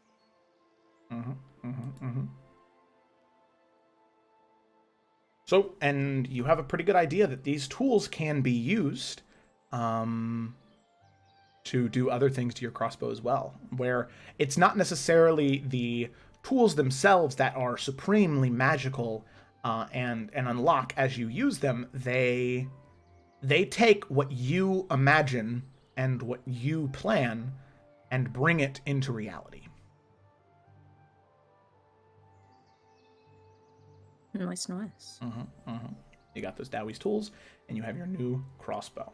So there you go, Twig. You finish that, and then I'm presuming that you begin to head towards the temple.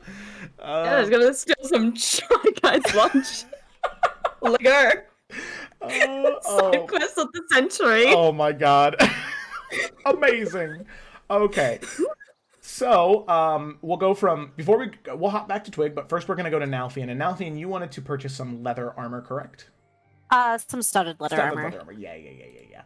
Okay, so we'll do the same thing that I had Eurydice do. So go ahead and make an investigation check. All right, cool. Investigation. Bravo 6 going dark. Oh, God. Me and Yuri are about the same. Yep, and then go ahead and make a persuasion check for me. Okay. What is this trash? Wow. Okay, so wouldn't be right without. Do that charisma on Yuri, yo. Hey. Okay, so Nalfian, you do poke around the different markets trying to find some type of leather worker or armorer, and you do find one, but the prices are not exactly where you'd hope they'd be. So you are able to find a pair. Could I try the black market instead? Well, okay, yeah. All right. I don't know where I would go for such a thing, but I'm, if the prices here are whack, Nalfian would know some other peculiars of items that are probably stolen, but whatever. No one said that out loud. Okay. Go ahead and make an investigation check with advantage, because you haven't been here in a while, but some of your old contacts and people that you knew from the fighting pit may still be here, so you have an opportunity to find your way in. Okay, 18, yeah. Most of your contacts aren't in the same place anymore, but you do find one person in particular, a Tarkirian gnome who goes by Tartuffe. And he sees you. He sees you approach, and he says, "Nelfian, you are here again. Is there anything I can help you find, my friend?" A long time no see. I hope you're doing well. You look fantastic. Thank you. Yeah. So, anyway, I'm looking for some studded leather armor. Got anything good? Well, I have quite a few good things. Not exactly acquired fairly, if you know what I mean. I'm not too bothered. Oh, very good, very good, very good. So, you want studded leather? Tell me, do you prefer the bloodstains still on them, or would you prefer something nice and clean? Well, I have to keep appearances up, so let's go with nice and clean. I prefer a more dark and gruesome Nelfian myself. But what can I say, Nelfian? You are the customer, and it is my job to please. So, I have one set of studded leather armor, just acquired this morning and cleaned crystal clear, especially for you. I had a feeling, I saw a vision last night in my dreams that I must prepare. Sure you did. Nalfian. And how much are these visionary leather armors you have? Well, cheaper than you'll find anywhere in there, that is for sure. But I will let you know that the way that I came about them, well, there was a ship last night, and he kind of pulls out a set of studded leather armor with the bracers and the sort of reinforced, like riveted chest piece. He sets them down, and he says, there was a ship last night that their entire crew was killed. Heads gone, nothing but bloody stumps. Tartuffe found his way over there in the morning, and, well, I managed to strip the bodies clean of, well, any valuable items, and this set right here, there was no blood on it. Well, guess it's my lucky day. Sucks to be them, huh? Oh, yes, it does. I shiver to think what it might have been that did it, but this set of studded leather armor, 30 gold pieces. Uh-huh. You never failed to let me down, friend. You got yourself a deal. Yes, Tartuffe, I will always do what I can, and just because, well, I said that the suit itself was 30 gold pieces, but you know you have to pay the black market fee as well. All right, Tartuffe. What would my black market tax be then? Well, you are a good friend, and we have known each other for so long, so maybe it could be... Well, Tartuffe gets around. Tartuffe sees what happens, and Tartuffe knew that you were in Raven Rock. So, I hear that there is a certain woman who is single again. Maybe you could give Tartuffe your blessing? Nothing's gonna punch this guy in the face. Okay. Just deck him in the face, toss him the 30 gold pieces, and he's gonna take his leather armor and walk away. So you crack, punch him in the face, and he does fall over. And he says, "Oh, I will take that as a yes, my friend." And you see him kind of fold up his stuff and like run off in the opposite direction before you can chase after him. Have your studded leather armor now. Alrighty. Yeah, Nelfian's pissed, but he's gonna go fucking change his. Alrighty, so real quick, let me go ahead and add that to your inventory there for you. Thanks.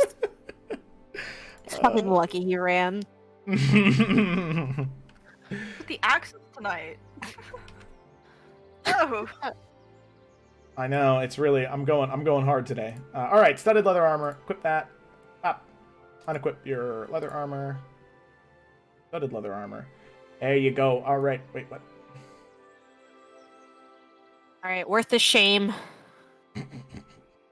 Your AC was at 16 before, right? Yes. Alrighty, well, welcome to 17 AC, fam. Hey, thank you. Alrighty, so then we will go ahead and hop to Grok. Hop on Grok. Alrighty, so Grok, you make your way back over towards the the Smithy district, and you head back towards Theodore, the furball tinkerer who is making your cannon. You make your way through, and you can see, as before, there were all of those different gnomes and halflings, small folk, dwarves as well, with their smaller fingers working on different small tinkering projects and firearms, cannon work, things like that. But you find your person in particular, Theodore. You make your way through that smaller part of the district, and you can hear the chit-chat of different people in that area. And you find him, and his ears sort of tick up, hearing your heavy footsteps approach. And he says, Is that my Grok? You've come back, and just in time. I am very happy to see you. I have it finished just for you. Oh, fucking nice one, mate. I've been well excited for this. Can't wait. Here, why don't you and I go somewhere we can test it out? Oh, honestly, you might be my second best mate in Raven Rock. This is the best news I've had all day. Cannot wait. Absolutely, let's try it. And you see him just, like, illuminated with happiness at that. He says, well, you are too kind. For a slight moment, his stutter has gone away, and he takes it out from behind him and sets it on the table. And Grok, it is everything you could have hoped and dreamed it would be. It is beautiful, amazing, flawless. And setting next to it, he sets a small crate that's fairly heavy. And he says, now, it took me a while to make them, but in here you have six shots for the arm cannon. And there's already one shot loaded in there for you to test. I was able to get a small area near the outskirts where we can fire it at a mannequin I have set up.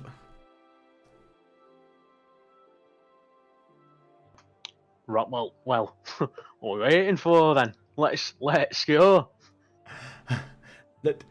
Let's do it. Alrighty.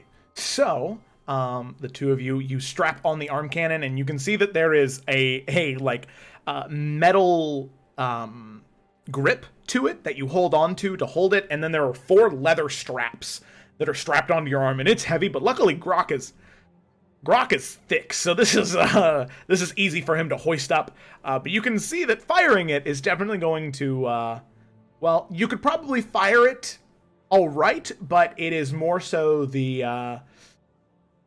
aftermath. The reloading that is the issue. So you strap it on, and I'm going to go ahead and add it to your inventory there, Grok. Yeah, that's right. Made all these weapons beforehand. Ba ba ba. Here's one I prepared earlier. Alrighty. So, there we go. So we got Glock's Grok, and then we have big ol' fucking cannon. So you got big ol' fucking anchor and big ol' fucking cannon now. Grok, with that, you walk with Theodore, and you can see that he towers over you. You know, he's probably 7.5, 8 feet tall. And the two of you walk together, and you two together, if Theodore didn't look so doofy, you know, with his, like, ill-fitting clothes stained in black powder with different, probably, like mustard stains as well from meals that he ate that kind of dripped onto his shirt. I love him. You know, and just the way that he walks, where he kind of walks like Goofy a little bit, where he's just like very bouncy, and he's just really happy, you know.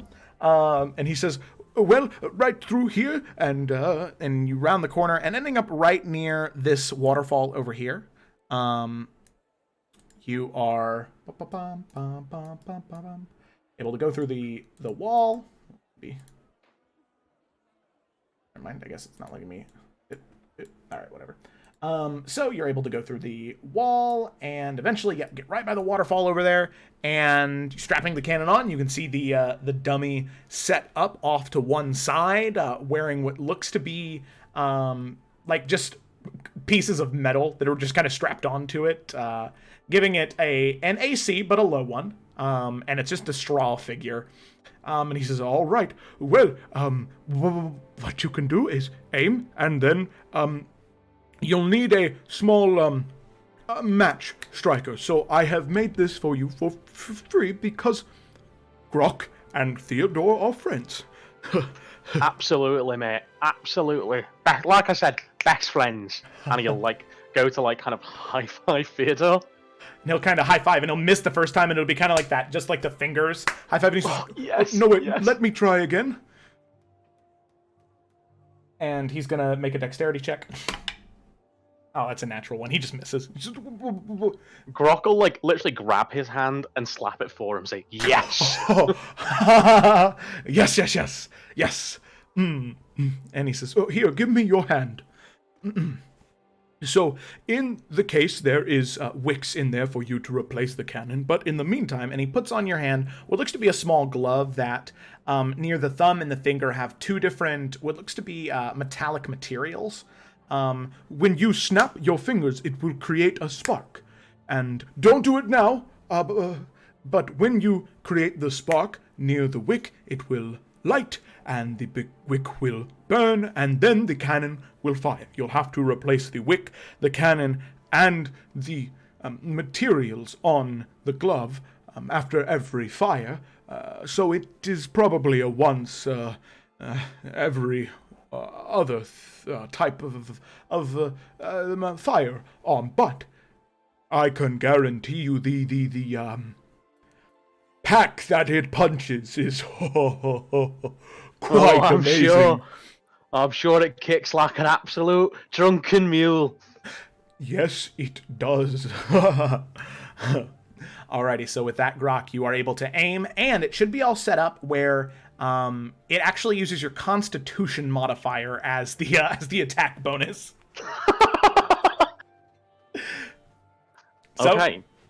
Feet shoulder width apart, aiming the cannon. The target's not hard to hit. It's 10 AC. He'll kind of like line up his hand gauntlet, and as he's kind of like got one eye closed, he'll say, "Hey, Theodore, who's someone you don't like?"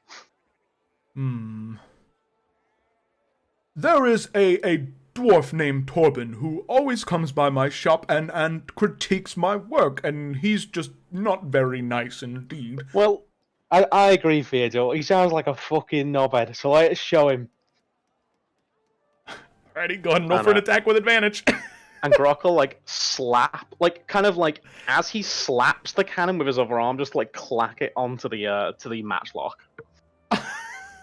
Okay. Alright, roll for an attack with advantage, and let's see. It's not letting me roll it because it's missing the ammo. Oh no. Okay. That's fine. Oh, that's kind of fun that it doesn't let you fire unless you have the ammo. Okay, consumables. So let me add edit. Cannon ball. Oh god, that's so funny. Details. Ammunition. There we go. Exit. Big ol' fucking cannon. Edit. Details. Ammunition. Cannonball. 1, and then let me go ahead and say that you have 7 cannonballs. Alrighty, so there you go. Now it should let you fire with advantage. Oh, let's try.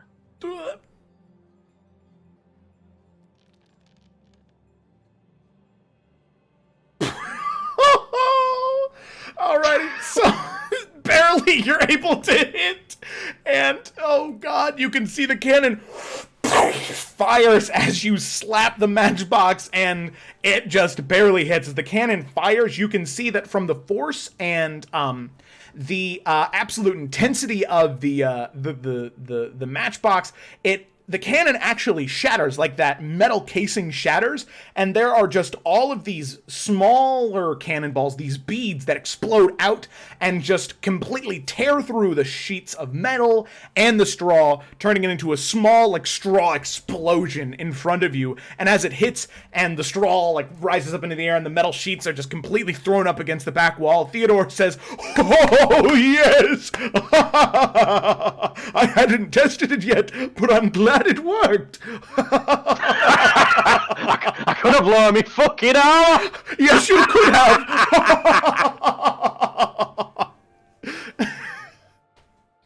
But it worked. Fucking too right, it did. Absolutely. Fucking love it. And Grok will like go over to the dummy and kick it into the fucking water. Take that, Torbjorn. You... What did you say? Grok? He's a fucking knobhead. You knobhead.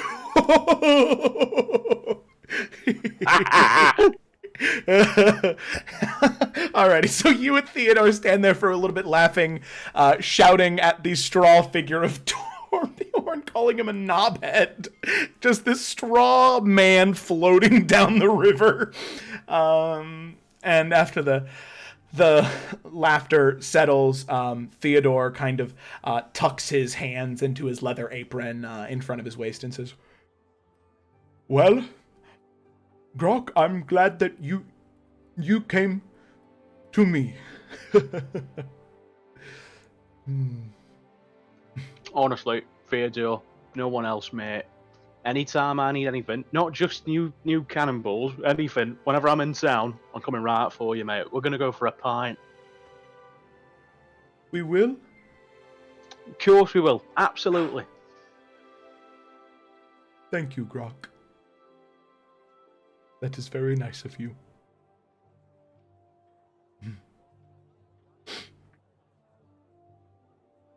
So with that, the two of you make your way from the absolutely decimated straw figurine of Torbjorn, and you make your way up and around through the gate and back to his shop. And you now have 6 cannons remaining for your your hand cannon. And you depart with Theodore, and you can see that he's very eager for the day that you may or may not get drinks. So, oh my god, he's so sweet. So with that, as we go there, next up we have Eurydice, and then back to Twig for her heist of sandwiches. I think that we're going to take a quick break there, just because it's a good stopping point before we get into probably what's also just going to be another heckin' fun moment in the temple. So we'll take a break right there. If you are watching and enjoying, please leave a follow. We'd love to have you along for this adventure. And oh, look at that raccoon in there. God. So thank you so much for watching. I really appreciate you, and we'll be back in like 5 or 10 minutes. All right. See you in a bit.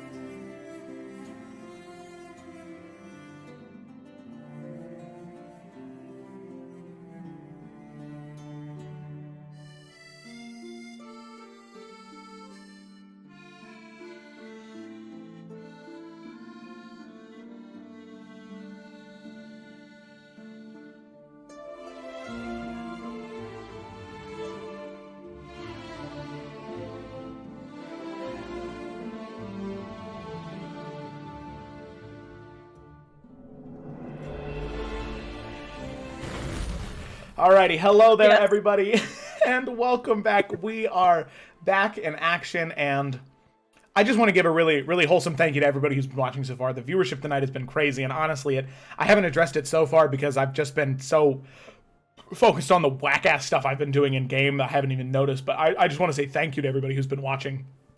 Just like, you're the best, and I'd love to have you be here more often because you're great. I don't even know who you are, but those active in the chat.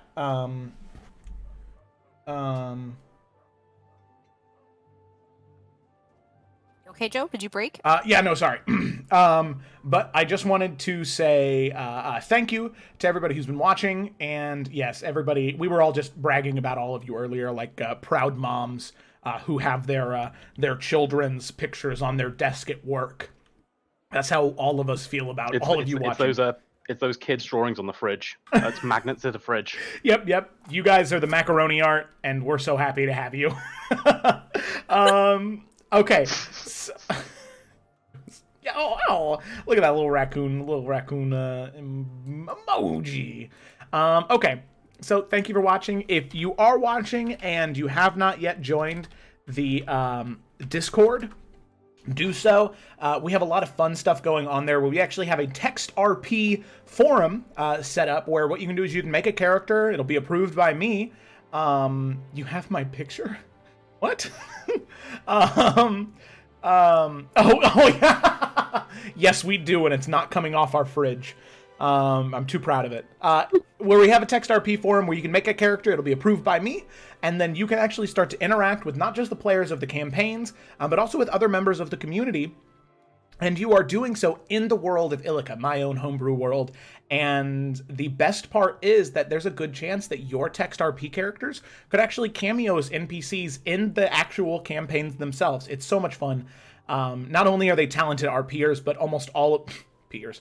They're also very, very talented text RPers. They're very good writers, all of them. Not just these lovely four down here, but also the members of the other campaigns who are participating in the text RP. It's really great. It's awesome. Yeah, Felicity's character has been flirting with everybody.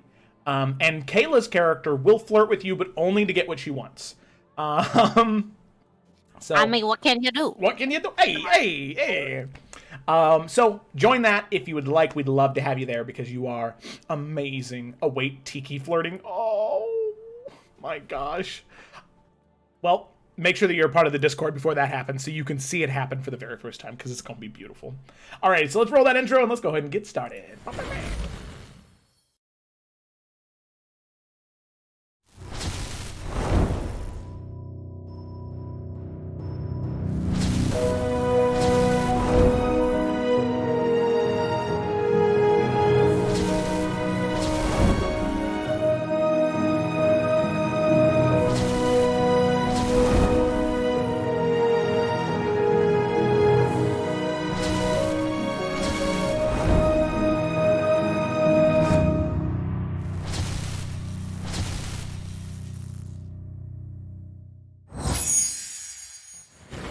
Alrighty, and we are back. So, let's go ahead and dive back in right away.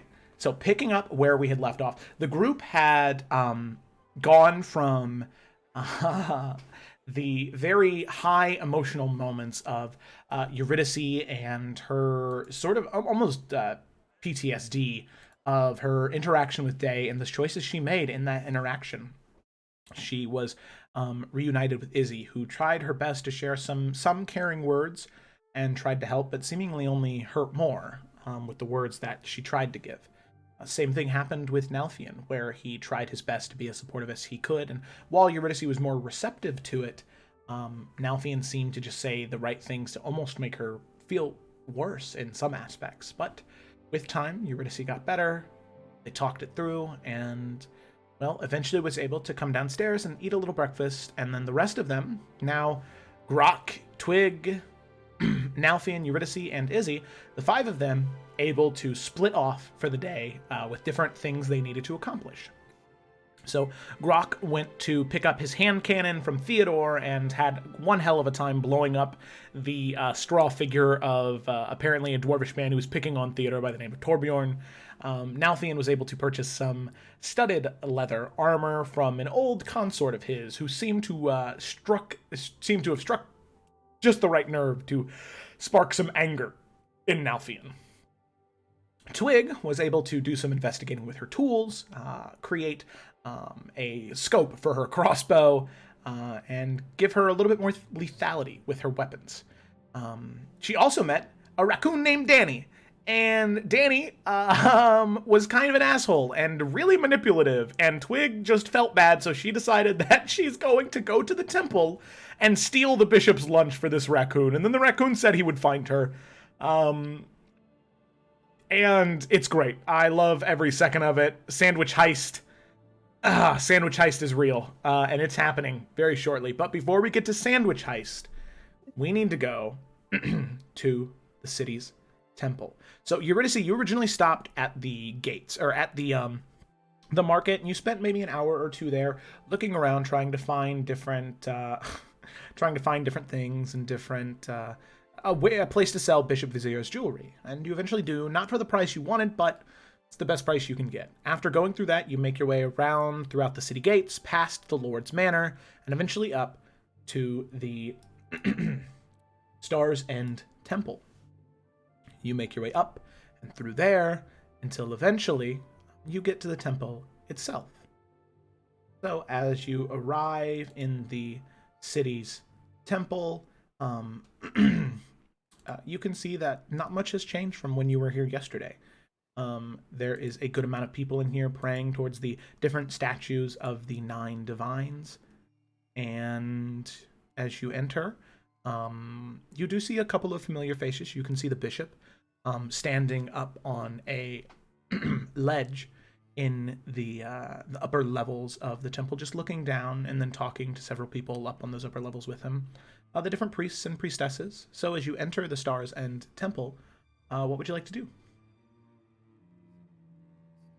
So, she is going to look around, specifically go towards Pelor, which for her is something particularly painful. She tries to hide it. And she's going to look for that halfling woman. Alrighty. Yeah. Sounds good to me. So go ahead and make an investigation check. Okay. She's doing her best. She's pretty good at masking her, like, discomfort usually and stuff like that. Mm-hmm. Doing her best to look friendly and cheery as she always is.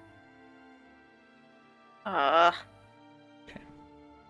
So you end up moving around for a while, and maybe a half an hour, 45 minutes, just looking around through the different priests and priestesses, and you don't exactly see who you're looking for. And you're about to give up, but then you feel a tap on your shoulder. And as you turn around, you see nothing but 3.5 feet tall. It's that same halfling woman, and she says, "Oh, dear, are you looking for someone? You've been wandering around like a chicken with your head cut off. Is there anything I can help you find?" Yes, actually, I was looking for you. Oh, well, color me flattered. Well, I remembered that you were here yesterday when I was looking for some things, and you were very helpful. Thank you. It's okay. My name's Eurydice, by the way, and she holds out a hand to shake. Eurydice, it's a pleasure to meet you. My name is Grace. Well, it is lovely to know your name. And I was wondering, if I was going to donate money here, where would I go? Oh, well, if you wanted to donate, there are, next to all the shrines, in front of each one of them, there are small bowls where if you feel it's necessary to pay penance or give to the temple to help provide, you can do that there. But the church is entirely funded by the king and by the treasury, So we don't necessarily need donations. We always try to make sure that it goes to the right place, though. There are a few orphanages around town that we try and help out whenever we can. Well, you helped me quite a bit yesterday, and I generally try to make sure my money goes to a good place. So she's going to walk up to the little collection thing, specifically by Pello, and she's going to drop in 40 gold. Well, that is quite the considerate donation, Eurydice. Well, I came with a bit of money, so I thought I'd do the right thing with it. Well, that's very kind, and I think if there were more people like you and me in this world, we'd all be in a better spot. Yeah, no, I think so too. Actually, you seem like somebody who probably gives really good advice. Do you mind? It is my honor and one of the greatest services I can do to try and help people who may need a push in the right direction. Thank you. She's gonna walk up and, passing off her nervousness and discomfort in kind of a slightly different way, she's gonna say, "But there's something that's been bothering me a little bit to do with my family and my parents, and I honestly don't know what to do about it or what to think. So, well, I had a bit of a falling out with my parents about what I was going to do with my life, where I was going to go, but the issue is that my parents, they died in an accident." Oh, my dear, I'm so sorry. It's not exactly, but I don't know how to make peace with it. I feel like I never spent enough time with them, or like I never, I just never made the time, or I never considered how quickly people could just be gone. Yes. I don't really know what to do or think. Well, it's a very hard spot to be in, you are. And the first thing I want to do is I want to tell you that you're allowed to feel that way.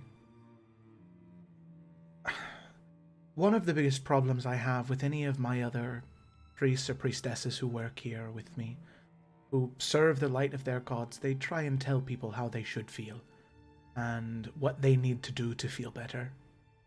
But the thing that they don't understand is that people grieve and people live and people love in so many different ways. They express it so differently. And it's not our job to tell them the way to do it. It's our job to try and help guide them to the way that works best for them. I lost my parents as well, in an accident. They're both clergy members. They served. My father was a priest of Palor, and my mother was a priestess of the Raven Queen. And they served as best they could up north near Hearthcrest. They served there, and they did everything they could, but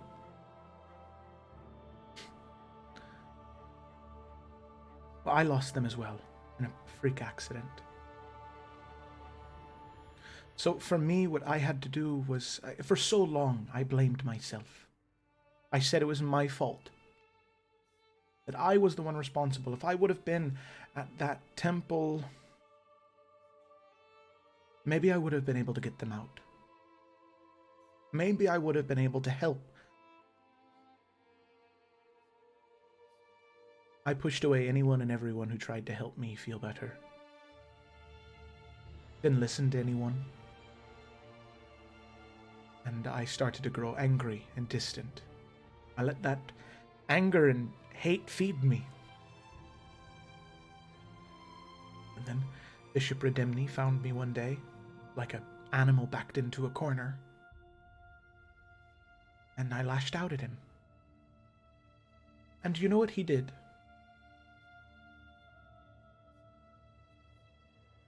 Did you? He said, I forgive you. Would you like some lunch?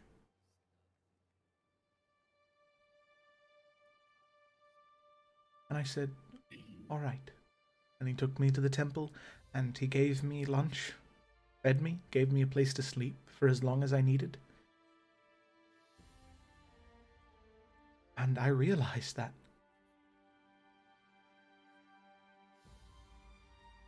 the people I was punishing never did anything to me. And I thought that punishing others would make me feel better, but it just made me feel worse.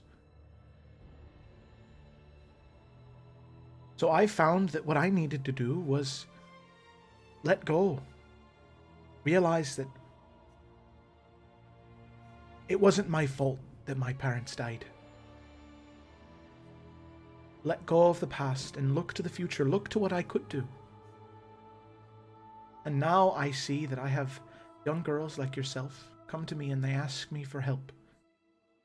And I don't know if I ever say the right things. But the fact that I might, the fact that I could help someone feel better,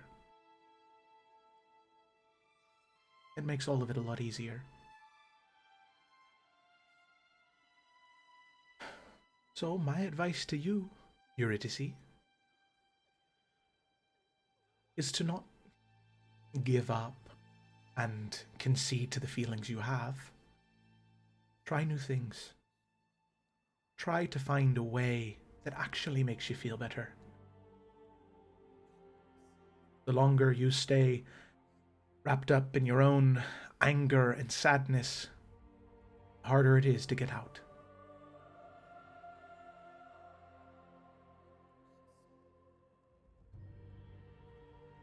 That is much better advice than I was expecting. Well, it seems like I've done my job then. You have? How long ago did this happen with your parents? Well, I think maybe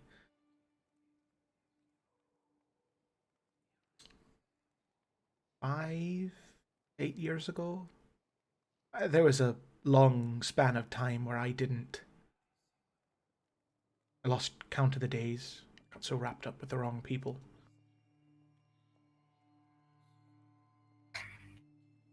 Cool job. Getting to this point and helping people. And thank you so much. Do you have any other family in the city?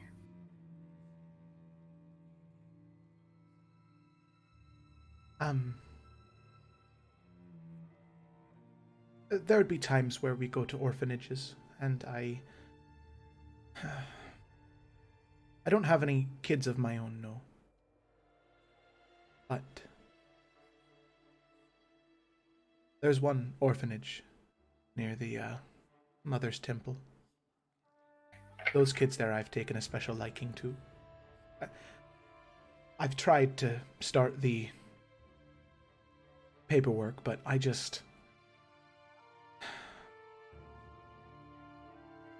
couldn't feel right taking them away. They've gotten so close to each other, and if I can't take all of them, I guess I'm not going to take any of them.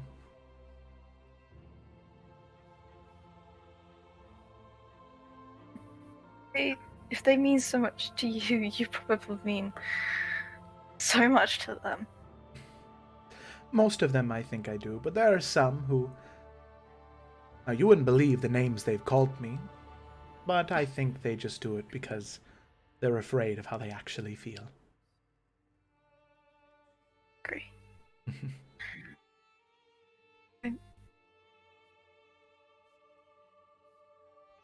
They probably love you very much. And I would say any time you go and see them is probably a highlight for them. Well, thank you, dearie. You know, I know you came to me asking for advice, But I feel like you might be having a better impact on my day than I'm having on yours.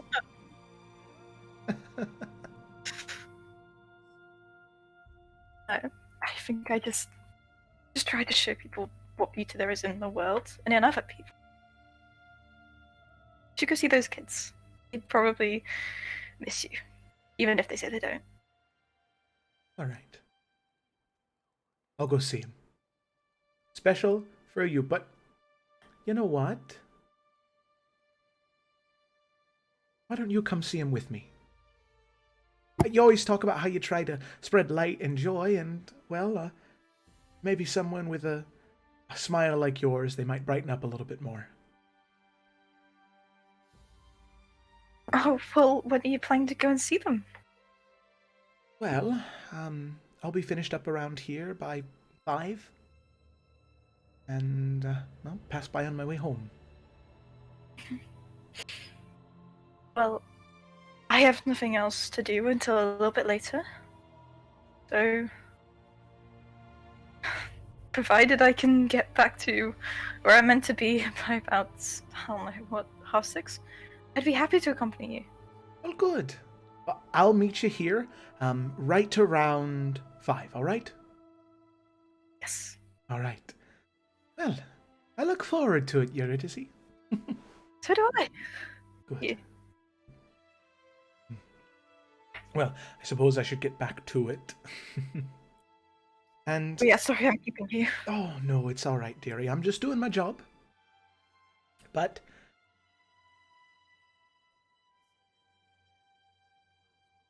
whatever you find makes you feel better, Eurydice.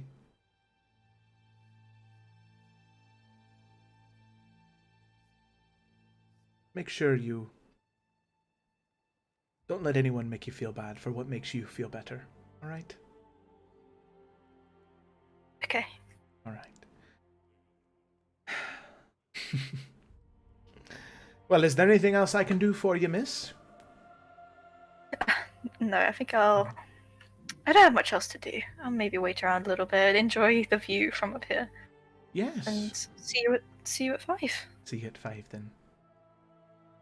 And she smiles and makes her way away from you as you continue to walk around throughout the Star's End Temple. I hate myself. I don't know why you'd say that. Yeah, okay. So, with that, we're going to hop back to Twig. So, here we go. Twig, you finish tinkering with your tools, and you begin to head towards the temple, making your way up. You know what you have to do, and you know that you have the strength and skills to do so. So, with that, you begin to approach the temple, and as soon as you get into the Star's End Temple, you see a very familiar face walking around. You see Eurydice, definitely not in a great mood, where she's kind of doing that fake smile that she was doing earlier, and it's not exactly selling it very well.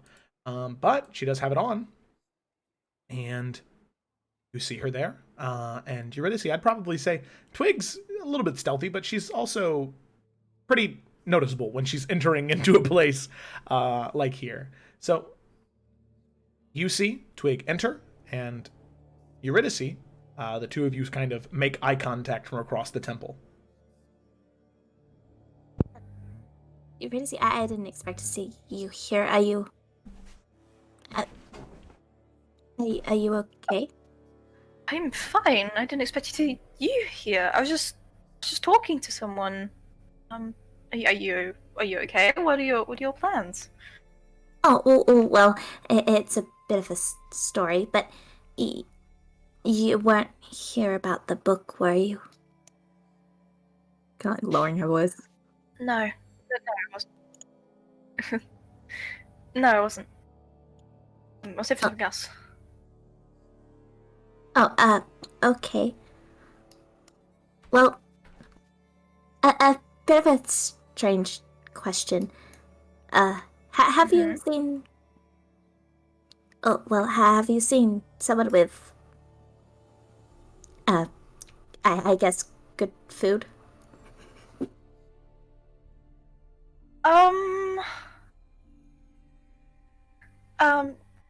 Elaborate slightly. What do you mean? Well, I don't really know how much more I can elaborate because I don't really know myself. But I need to track down someone, darker complexion, and oh, well, uh, they have a nice little lunch, I suppose. I probably should have got a bit more information before coming here. But you haven't seen anything, have you? Well, on the lunch front, I'm not so sure, but darker complexion, could you be referring to that bishop from yesterday? Oh. Well, have you seen him around here? Yeah, I saw him. Yeah, I saw him up on the balcony thing, right? Yeah, he's still standing up there, just walking back and forth, Yeah. talking to different people. He's gone up and down the stairs in the time that you've been here, just seemingly sticking around to try and keep an eye on things. Okay. Then Yuri will kind of gesture towards him and say, "That guy, right there." Does he happen to be carrying anything? A lunch? Like a lunchbox? Make an investigation check for me, or perception check. This. Okay. Not bad. Ooh, okay. On his person, there is no, nothing telling of a lunch bag or box or anything like that. What you do see, though, is you can see a small ring of keys dangling around his waistband.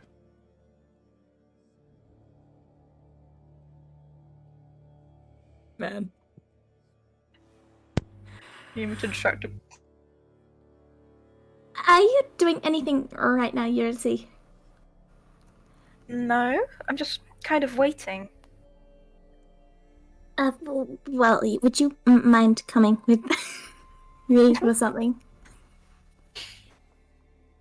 No, I wouldn't mind. If you could elaborate slightly on what it is we are doing, it would be helpful. Oh, well, I when I was outside of the city, I was trying some things with my crossbow, and there was this raccoon named Danny, and well, he. God. What am I doing? Lunch heist. Well, he was saying that there was this person that was carrying around some food that he was wanting to get, and he seemed quite optimistic about it, and that one of his brothers was taken into some towers. I felt kind of bad, and I felt like I could do something to help. And long story short, I just am looking for this person's lunch. Kind of realizing how stupid she sounds. So, you want me to help you on a lunch heist from the temple? I mean, I don't know if you'd really call it a heist or not. I mean, I don't really want to steal anything from the temple. we are helping Gareku. That is what we are doing. And if you want me to go and speak to the bishop about something completely unrelated, I can do that.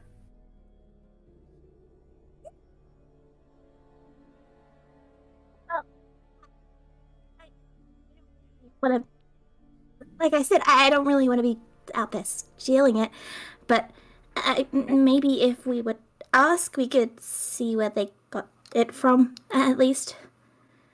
But if you're willing to speak to the bishop, I think that'd be a good idea. Maybe you could ask about it. Okay. I will ask the bishop where he gets his lunch from. Okay. He just gives you like a strong nod.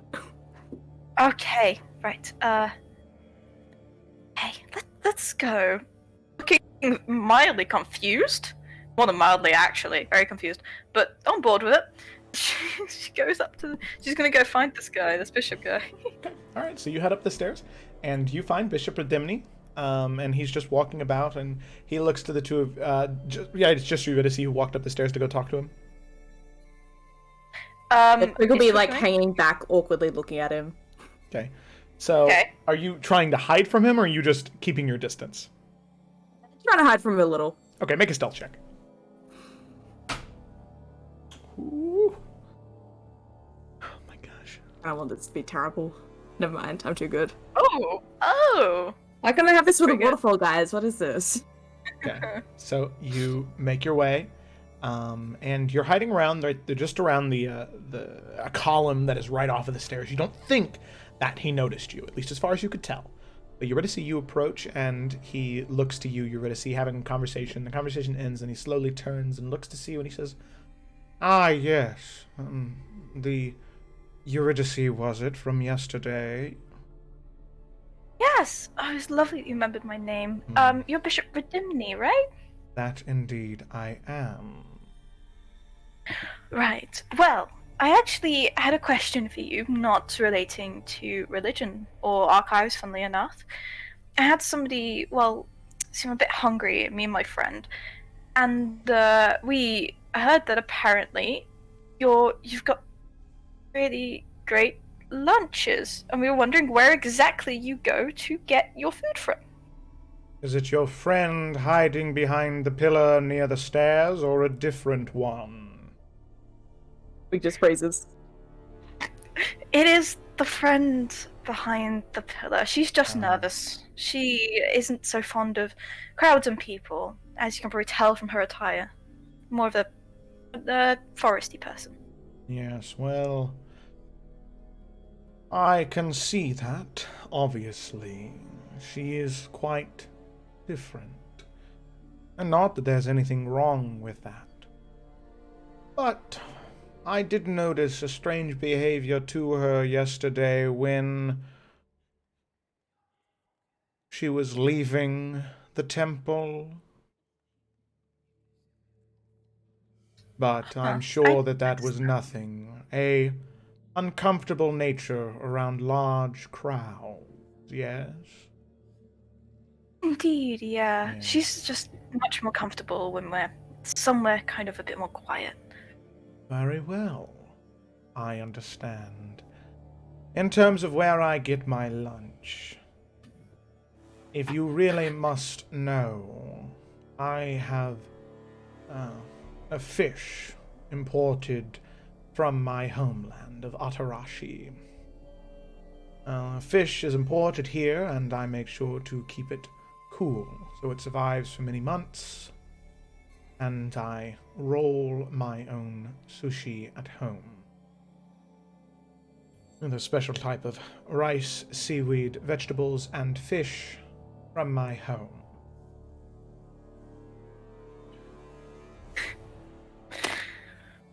Well, that is quite the lunch, actually. I'm not surprised people were talking so highly of it. Yes, is there anything else you need, Eurydice, or is that it? No, that's it. Thank you very much. Very well. And I would recommend to your friend hiding behind the pillar that it looks much less suspicious to blend into a crowd, especially when hiding behind a pillar that is so easy to peek behind. And you see him just kind of like move his head a little bit around Eurydice, and Twig, you can feel him looking at your shoulder, and like the crossbow that's like peeking out of the corner. Twig's doing the whole thing how like she thinks that she stands still enough and like, doesn't breathe, he won't be able to see her. Ah, I figured as much. Well, Miss Eurydice, unless you plan on wandering aimlessly around the temple for longer,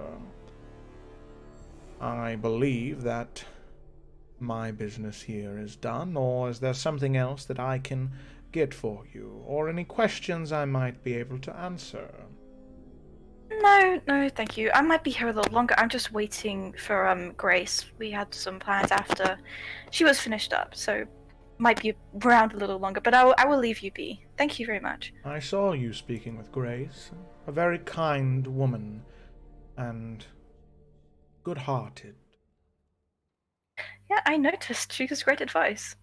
Yes, she does. It'd be a shame if anything were to happen to her.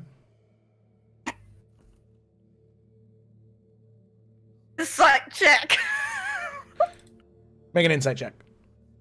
That was sus. How can he know? I'm gonna tell us a lot more uncomfortable with the mention of Grace. How would he know? How would he know? He knows everything, Jesus Christ. How would he know? He is very, very hard to read as a person. It doesn't seem like there was any malicious implication from that. Just from the tone and cadence of his voice, you almost just assume that that's just the way that he is implying that he just really cares a lot for Grace and hopes that nothing does happen to her. You don't exactly, at least with that, you don't exactly understand. You don't think that he might be implying anything. Right. Okay. Fuck. Okay. She's just gonna smile. Like, yeah, she's really lovely. I should go check on my friend. She seems a little nervous. Petrified is a good word for it. I will leave you to it. And he just walks past you. And as he walks past the pillar to head down the stairs, he looks at you, Twig. It was a good He's attempt. just like staring at the corner. It was Still a like good. frozen. It was a good attempt. Next time, make sure the crossbow is not peeking out past your shoulder. Maybe keep it in between your shoulders. That's my one piece of advice. And he turns and makes his way down the stairs. I'll go for the twig. You know, I think this is a bad idea. Maybe we should just leave. So we're disappointing the raccoon now?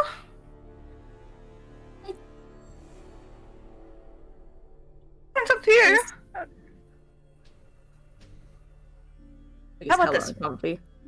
I need to stay here. There's something I need to do. I will be back. Actually, what time is it, Joe? About at this point, I'd probably say it's maybe 4. We'll say 4:30. Ah, damn. Okay. I look at Twig, look around, and I go, okay. And I lead her towards the front door to the temple. Okay. So I give her a description of what he told me about. About the certain fish, whatever.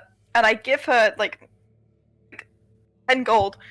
I'm like, here, just go to the market, find the best substitution you can, and maybe that'll be enough. So, do you know where Nalfian is?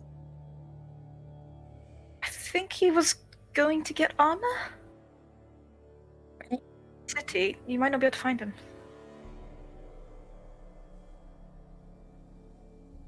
Well, I'll see you soon, I guess. You're to see. Yeah, stay safe. Right. Then start like heading off. So, Twig, as you are heading down the cobblestone pathway in the nature, you actually end up passing Din, and you can see him holding a small paper bag, walking up, and he says, "Oh, Twig, hello. I did not expect to see you here, especially you alone. You are with someone." Well, I would I hope. wasn't quite alone. Eurydice was also there. She's not here now. It's fine. Oh, all right. Is everything okay? You seem rather anxious. No, it's good. I'm good. Make a deception check. What do you mean? He's got the lunch. He does.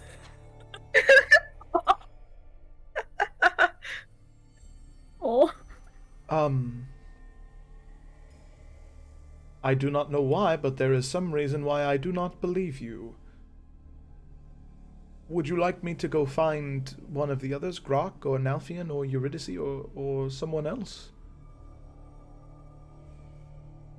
You know what Nalfian is? Well, not right now, but I would rather help you find him than have you go alone. Okay. All right. She's like staring at the paper bag. Okay. All right. He does not notice you staring at the paper bag. Just is more focused on your emotional state rather than where you're looking. So the two of you begin to walk, and she says, "Well, do you know where Nalfian may be? That would be a good place to start looking." Well, Eurydice said that he might be getting armor, but I don't know. So we will start with the markets then. That is a good first start. To Can I you give a nod? begin to walk as he's carrying the bag next to his side, next to you. So how long have you been in Raven Rock for? Only a few days. Do you mind if I ask you something? Well, of course. What would you like to know? What would happen if something... Well, if any of the records were damaged in the temple? Well, for one, I believe I would be blamed for it, as I'm the only archivist who works for Bishop Redimni. And Bishop Redimni is, well, rightfully so. He is very protective of those archives. He is there every night when I lock up to make sure that any of the archives that have been tampered with or have been looked upon, to make sure that everything is where they were. So he checks then? Yes, him and I go through every single tome, and if anyone went through them, we make sure that they are still all there and properly accounted for. Okay. You know, maybe I could just find Nalfian by myself. I mean, I know where the market is. Well, we're already halfway there. I don't see what the problem is with taking you the rest of the way. I would just feel terrible if something happened, especially it's getting later and... Well, I do not mean it as an insult, but you are a young girl, Twig. Right, okay. That's okay too. We don't have to talk at all if it makes you uncomfortable. Believe me,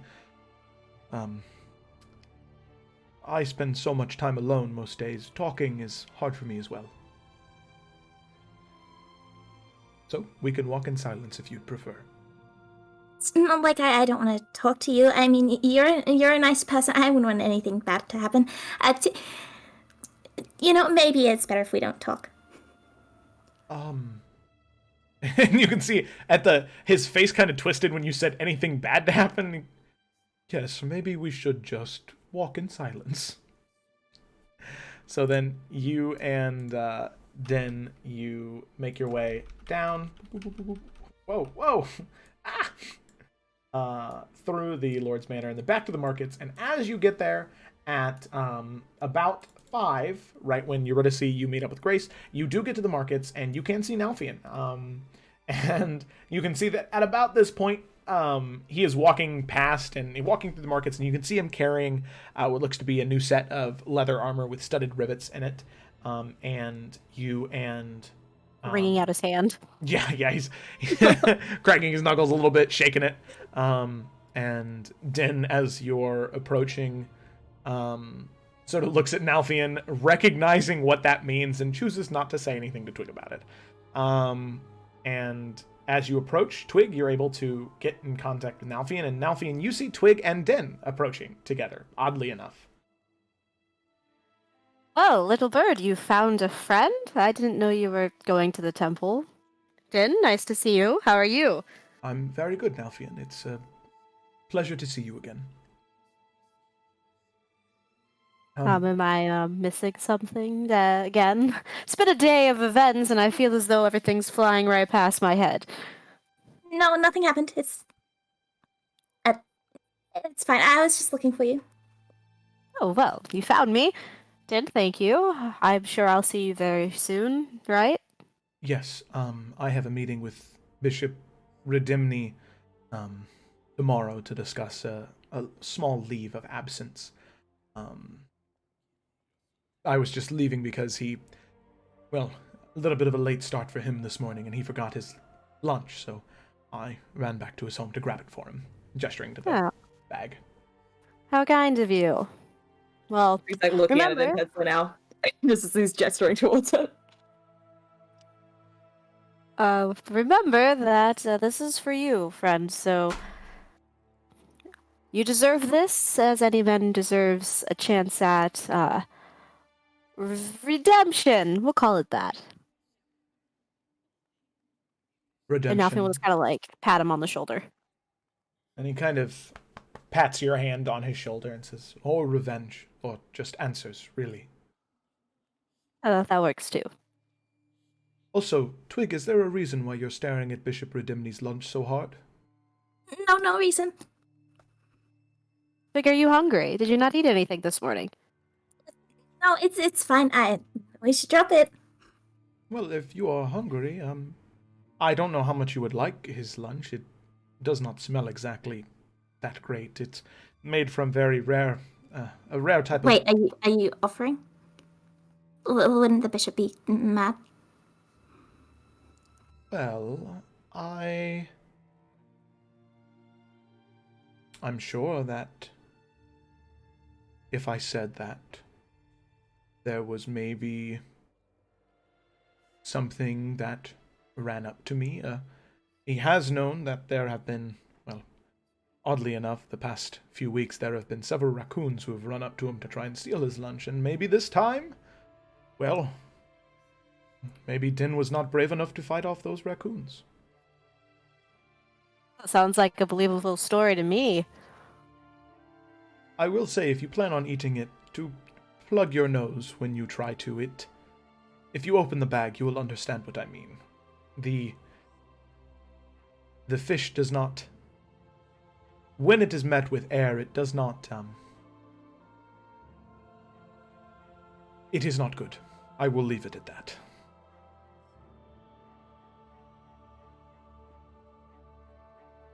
Nalfian is like giving Twig the weirdest look right now.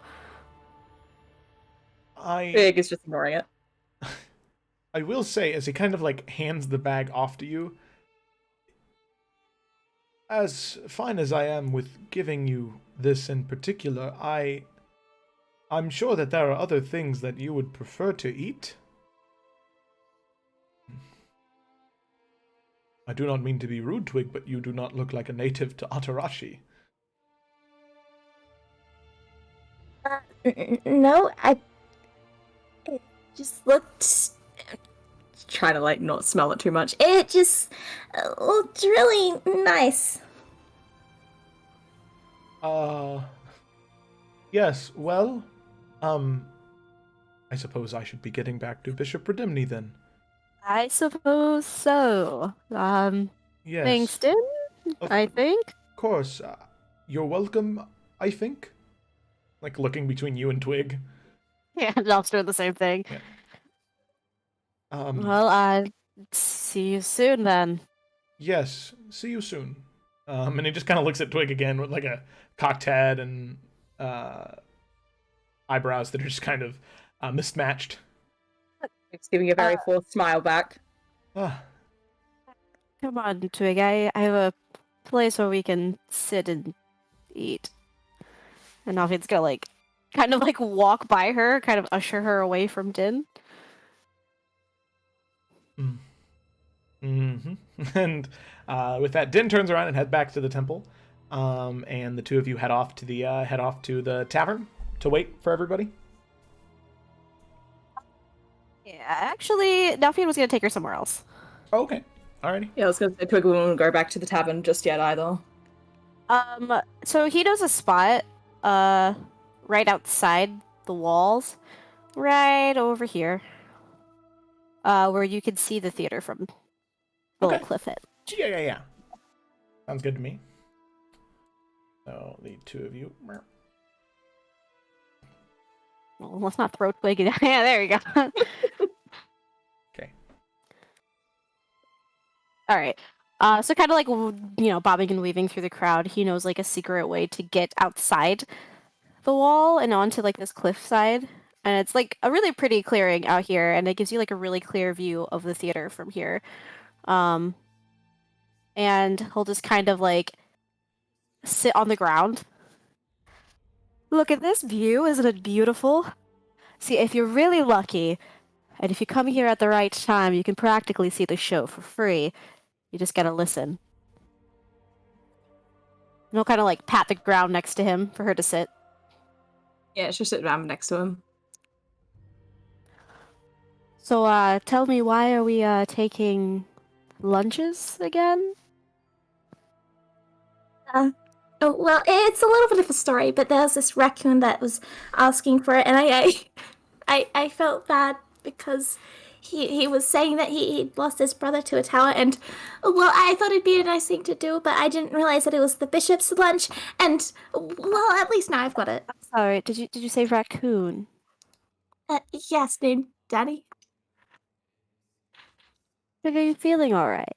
Do we need to go back to the tavern and lay down for a bit? Did you eat something wrong?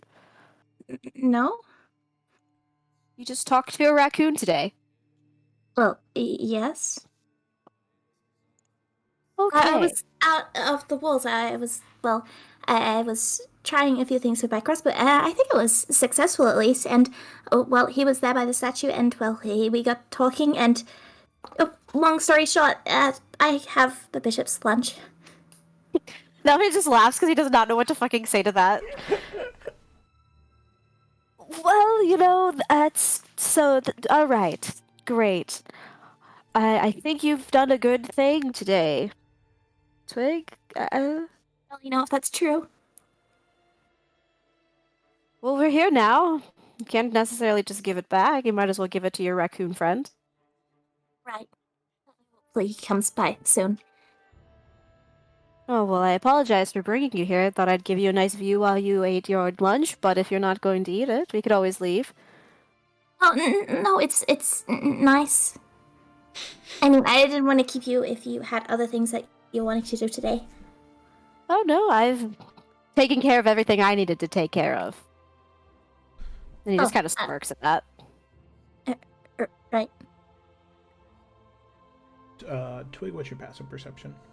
15? Okay. Oh no. So, Twig, as you are sitting there with Nalfian and having this conversation, you start to hear the rustling of some bushes behind you. And as you turn around, you can see like 3 different raccoons emerge from the bushes. And like you don't have to speak with animals on anymore, so you recognize the one that's Danny. And he starts going... I would recast Speak of Animals though. Hey, Twiggy, there you are. Look at that. See, I kept the twig. I found you. And oh boy, do I smell what I think I smell? Squeaking? Is that what I hear? Like, yeah, you hear squeak, squeak, squeak, squeak, squeak, squeak, squeak. And Twig hears aggressive New Yorker. That's a fucking raccoon. I mean, it wasn't exactly the easiest thing to get. Hey, but you got it. You're the star right now. You did it. See, this is my boy Philly, and this is my boy Donnie. All right, and the two of us, all 3 of us together, we are so excited for the present that you have for us right now. Why exactly you want it? It's a little, well, smelly. Oh, and you can hear the other 2 behind him go, oh, all of them just going, oh, together, and he says, all right. Twig, I'm going to let you in on a little secret of raccoon life. The smellier, the betterer. Does that make sense? I guess. Exactly. Now, hand over the goods. Okay. Just go. and just over their little hands. The three of them kind of approach and take the bag, and they just begin to like open the bag, and you can see all three of them just kind of. It is it. That's it. That's it, Danny. She got it. Yeah, Danny, she got it. I know she got it. Because Twig is the best. And they kind of just tear the bag open, and you can see just like wrapped in this like piece of vellum is like these small sushi rolls. And after taking it apart, they are just, it is horrific smelling. Like absolutely terrible. And you can see the three of them are like on a high right now where they're like, oh yes! Yes! She got it! And they just kind of each one take up a little quarter or a little third of it, and they just begin to nibble on it. And just like with their little opposable thumbs, just oh my gosh! And now, Fiend, you just hear them like taking a few bites and then going, and then Twig, you just hear the three raccoons shouting at each other about how good the sushi is. Like, oh my gosh! Oh, this is way better than those moldy potatoes that we found outside of the Red Rooster. Oh my gosh! I'm glad you enjoy it. I mean, if you don't want to eat moldy potatoes for the time that I'm here, I mean, I could probably grab some food from the tavern. Wait a second. Twig, I just had a great idea. You are so good at this. You're the best we've ever had. We've had others try and infiltrate the temple, try and get it, but they never could. You got talent, kid. You got talent we could use. What do you say? Well, thank you. What do you say? I wouldn't really call it infiltration. I mean, I really just... Twig, what's going on? Hey, you stay out of this. You stay out of this. I'm talking to Twig, and Nalfian, you just hear... just with the finger pointing at you. Like, stop. Stay out of it. All right? You're tall and lanky. Yeah, all right. All right. Listen. You got what it takes to be part of this group. And listen, I don't know what he has that we don't. But listen. You could be... the person. You could be the person. Every day, you go into the temple, you take the lunch, you bring it to us, and you know what you get? You get the three of us. And we're always going to be there for you. You get someone tall and lanky trying to get some out of you. Boom. Raccoons grabbing their eyeballs, popping them out, chewing on them like grapes. Well, I don't think I'd do it every day. I mean... surely this was just a one-off thing, right? Oh. I mean, it's not just anyone's lunch. It's yeah. It's the bishop's lunch. No, yeah. You're right. Sorry, we didn't want to bother you. All right. Like I said, I'd be no, happy it's to okay. get things from the tavern. It's food. No. We don't want to bother you. We don't want to bother you. Is this not going the way you'd like? I mean, I can make them go away. I thought I told you to stay out of it. Hey, Philly, get him. And Nalfian, you see a raccoon just sort of like run over to you and start to like scratch at your like studded leather guard on your leg. Do that. He's not a problem. It's fine. You're just gonna like raise his leg and just like let it dangle there. Twig, you hear Philly go, Danny, I don't know about this. I think I might be outmatched here. Please, Philly, you can let go, Philly. And he falls and lands on the ground and kind of like scurries back to Danny. And Danny just looks to Philly and is like, I'm so disappointed in you right now. Maybe, well, if I found out at least that he makes it from home, and maybe you could, well, I could find out where he lives for you, and, maybe you don't need to steal it from him directly, but I guess go straight to the source. And not to mention he has to get it imported, so maybe you wouldn't even need to go through the bishop, and there'd be more of it as well. Yeah, I get what you're saying. A little bit of B&E, a little bit of breaking and entering. You can get behind that. I suppose. Yeah, you know what we're gonna do, Billy, Donnie? We're gonna follow that man home today. All right, whenever he gets off, we're going to follow him, see where he goes. Then, as soon as he leaves, we'll run in the house. We're going to find the smell goods. And we're going to take it and run, boys. I Maybe don't take all of it. I mean, it is for his lunches after all. Hey, whose side are you on here, Twig? Are you on our side? Or are you on his side? Last time I checked, you stole his lunch in the first place, so I don't think that you have any room to talk right now about the morals that we find ourselves on. It's like He's this. just like starting to like stress cry a little. Yeah, this is when he gets louder. Now he's gonna stand up. He's like, "All right," he's gonna like clap his hands. Shoo, get out of here, okay? We enough. You're making her feel stressed. I don't know what's happening. I don't know what's being said, but it's time to go. And he's gonna like kick his leg at him. You see, Philly and Donnie, they run away. But Danny, he's like, "Oh, what? You a tough guy? You a tough guy? Is that what you are? What you think? Is you're tall and you got blades? You think that you can? I'm afraid of you? I'm afraid of you, huh? No." And he like stands up on his like two little things, and he's like kind of like standing there, like wobbly. He's like, "No, look at, I can stand on two legs too, huh? Not so tough now." And now, I mean, you just hear. I am just going to like. Please. You see Nelfia like get ready to like rear up to kick it, but as soon as Twig says something, he'll just stop.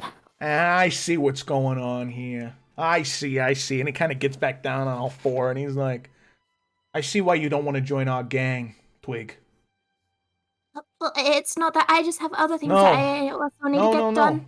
I get it. From one leader to another, I understand. You gotta watch out for your own. See, Oh, no, I thought... I'm not a leader or anything. It's Let me ask you You something, want me to Twig. kick this because when he'd end up in the river down there. Was I talking to you? Please don't, Was I talking to Nelfian. you? I wasn't talking to you. Please just be quiet, Nelfian. Noted. See, look at that. He listened to you. You didn't listen to him. I get it. You know what? I took you for some, slow time, nothing, no thinking, no knowing chump. I was wrong, Twig. You're grade A. You're not moldy potatoes at the Red Rook. You're the stinky sushi. That's what you are. Okay. But like I said, I mean, if you don't want to, well, you shouldn't be stealing everything from the bishop. Really, I don't think it's a good idea to be stealing from him at all. But you could always come by, well, where I am, and I'd be more than happy to get food for you, whatever you want from the tavern. Twig is, or not Twig. Delphine is like shaking his head at Twig, like, don't fucking bring him back to where we are. You don't know what I'm saying, do you? I don't know. How does speak of animals work? Oh, Am I yeah, still is speaking she common? speaking, yeah, can she? Yeah, that's a good point. Sorry. Is she speaking raccoon? No, I'd probably say that you are speaking common, but to him, he's hearing raccoon. Okay, well, Okay. nothing will say anything. Okay, Just okay. shake his head at her. Mm-hmm. You know what, Twig? It's all right. Maybe if I'm in a dark spot, right, Philly or Donnie, if they turn their back on me, I might come and find you. But I think for now we go our separate ways. And listen, I'm always going to look back at the times we had and laugh. Like earlier today when we were by the lake and I was yelling at you and making you feel bad. Those were great times. But now, Yes. Twig, I think that we go our separate ways. And maybe sometime, long time from now, maybe an hour or two, we'll see each other again. We'll be able Oh, to well, relive I those mean, we're moments. probably going to be in the same area. So if you were to come back here, I'd probably still be here. Yeah, you might. Maybe I won't. Maybe I'll go on to bigger, better things. Maybe I'll jump on a ship and sail away. I don't know. Raccoons go on ships? I mean, I've heard that some rats go on, but you're not a rat, and I feel like people would be less than receptive. Are you saying that people would be more receptive of a rat going on a ship than a raccoon going on a ship? Twig, I thought you were cool, but I'm out of here. No. I'm not going to listen to that anymore. How dare you compare me to a rat? How dare you compare me to a rat? You know what? I'm not the rat here. You're the rat here. That's what's going on. And he turns around and he says, worse than a rat. I can't. Yeah. And he kind of like turns around and he says, you know what? Sushi wasn't even that good. I was playing it up so you'd feel better about the crime you committed. Yeah. He's crying at this point. Okay, alright. Raccoon, it's time to fuck off. And Nelfina's gonna just, like, shoot him some more. Yeah, and, he's like, already. to the point where he's gonna... Go ahead. He's already walking away. Like he was like turning around to shout at Twig. Like, no, What a wild image. stupid fucking. He's just gonna like turn around, sit down, just like knees to her chest, head down. Hey, that's... What was said? A lot of things were said. Well, listen. I don't know. Maybe I said the wrong things, and I guess I offended him. Little bird, please, just shush. But no. And he'll like squat beside her and like put his arm around her. I really don't think you should let a raccoon bully you, dear. You did something for him and he was unappreciative of it. And you know what we do with people who are unappreciative? Well, I mean, I did compare him to a rat, and I think that might have been an offense. He is a raccoon, dear. Well, yes, but he was a nice raccoon. And you are a nice young lady, Twig. You did the right thing. I don't really think I did. No, you did. You stole lunch for a raccoon, dear. You've done the right thing. It. I'm sorry. I apologize. That's not the right word. You kindly asked and was delighted to give it to you. Right. And you know what? You are much better off without that raccoon.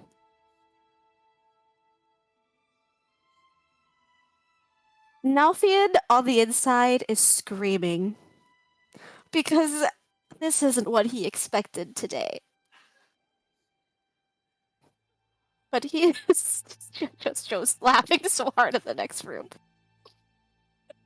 He's just gonna keep rubbing Twig's back to make her feel better. After like a little bit of silence, she's just gonna kind of like look up at Nalf again and just... So, have you really been to the theater? Have I been? I think I've been there more times than I've been in any tavern, sweetheart. Mind you, I was serious when I said earlier that that's not something... It's nothing close to anything we had where I'm from, and I don't know, maybe it's weird to say that it's fun to go and pretend you're someone else for a little bit. What is it like then? I didn't really picture you being the kind of person that would, well, be able to go. What do you mean by that? Well, you... And I guess with your whole leaking cup, I still don't really know what you meant by that. my leaking cup. Oh, okay, yes, I remember. Twig, tell me first, when I said that, what do you think I meant? I don't really know. I mean, I've been starting to think about it, but it doesn't really make any sense, and I don't really see what you mean. Let me be honest with you. When I say, like, a cup or a bowl or whatever, that would be me, right? So, if this cup or bowl has a hole in it, and the more you put in, the more that spills out, right? I guess, but I don't really see why that means that you need a drink. I think it doesn't. It means that... And he kind of, like, clenches his jaw for a second. It means that I have to do anything and everything to fill myself back up. Because I have a hole somewhere that keeps draining everything that I put inside. So maybe it's drinking today. Maybe it's going to the theater tonight. Maybe it's something I shouldn't say. But I do it because if I don't, my cup is going to run empty. I have not Just kind of found. like silently nodding as you say all this. I have not yet found anything to keep it full, if you will. And I don't think that that thing exists. So, Yeah, I mean, I guess I understand where you're coming from, I think. But if you're trying to put liquid into a cup that's got a hole in it, that's never going to work. I mean, I think there are other things that are useful for it. You know, I think that even though, like, a cup that can hold liquid is obviously good for many things and really very much desirable, I don't think that some people can be, well, cups without holes. But, you know, Fig, you are a very interesting little girl, and I am very appreciative of everything you've taught me today, and weirdly enough, I feel as though I've learned a lot. I was But- saying, I mean, you might be a cup with a hole in it, but, you know, with pots, when you plant, well, plants into them, it's good that they have a hole into them. Otherwise, the water would just stay there, and, well, the roots would drown and the plant would die. But it's good that it has a hole in it. Because, you know, it should have a purpose anyways. And I think, well, I don't think there's anything wrong with that, right? I'm glad you don't. But not everybody thinks like you do, Twig. But that's what makes you you, and that's what makes you better than most of those people. Well, I wouldn't say that's necessarily true.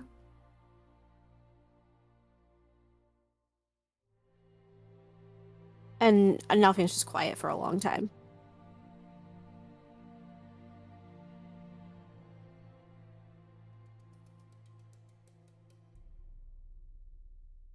Well, Like something on Twig's mind, but she doesn't say anything. She's just kind of like still with her like kind of knees up to her chest, just looking out at the theater.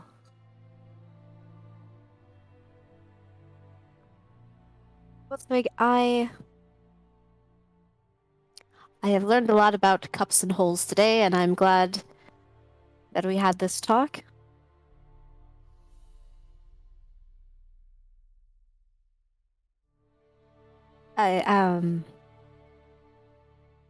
We should probably get back soon. Probably a good idea. And are you sure it's okay for Grok to go? But you've said this more than once now, and I think I'm a little confused. Why wouldn't Grok be able to go? Oh, well, he's, you know, he's very, Grok. Loud and obnoxious? Yes. No. He doesn't really seem like someone that should be going to a theater. Well, neither do I. Isn't that what you thought? Well, yes, but I suppose I was wrong about that if you were able to go multiple And there times. we go. I think that Grok would have a damn good time. Whether or not Grok he... is different, though. I mean, for all your problems, you are at least, well, a kind person, and... Kind. I'm glad you see it that way. Grok, it will be fine. I think he'll have a lot of fun. I think he will be loud, and we might get thrown out, but... No. Getting thrown out is worse. Rick, I think you worry too much. I don't Who knows? think so. This could be good for him. It was good for me. Maybe, but I don't think that's the point. I mean, if we go and, well, if people notice that he's not acting right, I mean, Twig, be honest, sweetheart. Is there something that you're not saying to me? No, Insight check.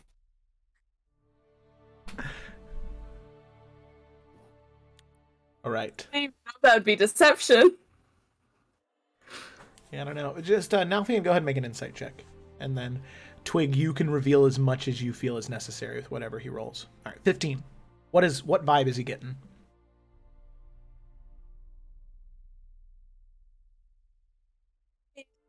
Fuck, I don't know. You'd say that there's definitely it's definitely like a genuine concern and a little bit of discomfort. You get the sense that it's not like she's trying to necessarily hide things, it's more so she doesn't know exactly what to say.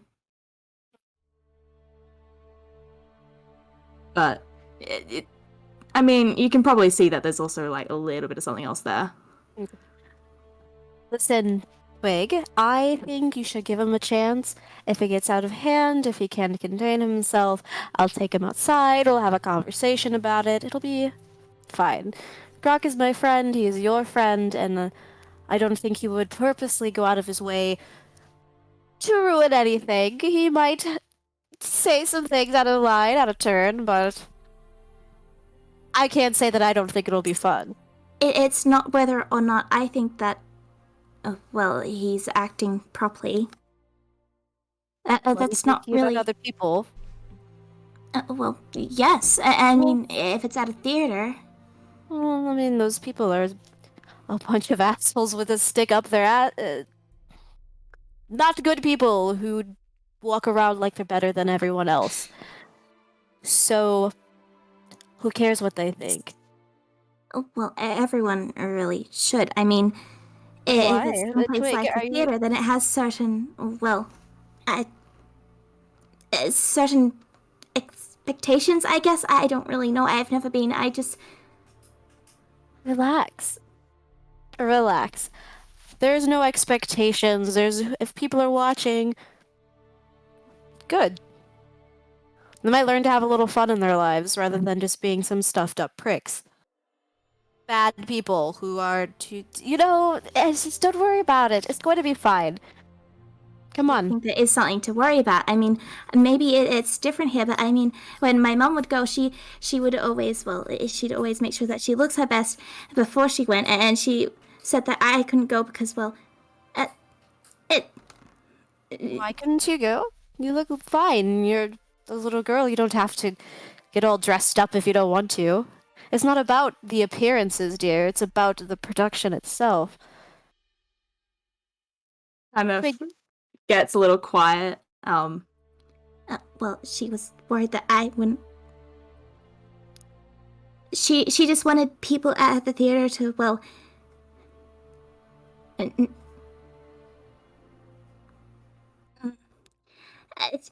she just didn't want to offend anyone, I guess. Offend anyone? Listen to me, Twig. We don't go to places like this to show off. It's not about what you look like or how much gold you've laced around your neck and how fat your pockets are. It's not about that. It's about going and escaping for a little bit. It's about seeing another story, another life, and imagining what would my life be like if I was that person.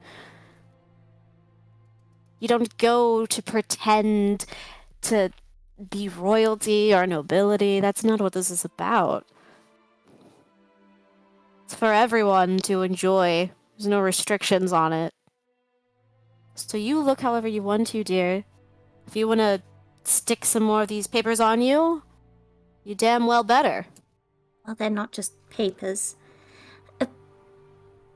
But, maybe I am just wrong. Maybe I just don't know as much as I thought I did about it. You said we needed to get back anyways. I know that when we first met, I said that if you needed anything, you'd come to me and you can tell me and I would take care of any problems you may have. Well, it's And no problem. I know, but I can see that this is something that makes you very uncomfortable. So if it makes you feel better, how about Grok and I, we get ourselves all nice and cleaned up, looking pretty spiffy. Will that make you feel better? I'm gonna nod. Okay. We'll make it happen. And if you want, we'll buy you something nice. What do you want? Like a fancy dress, perhaps? I can buy you one. Well, of course, if that's what you want, will it make you happy? You know, Alfian. Come on, Do let's you go mind look. if I hugged you? I would be honored if you did.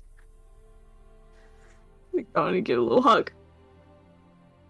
Oh, no, I'm gonna walk her back and try not to cry. We're going dress shopping, bitches. For my baby. Delphine will just give her a really big hug, and if she'd be willing, he would offer to just hold her hand as they walk back.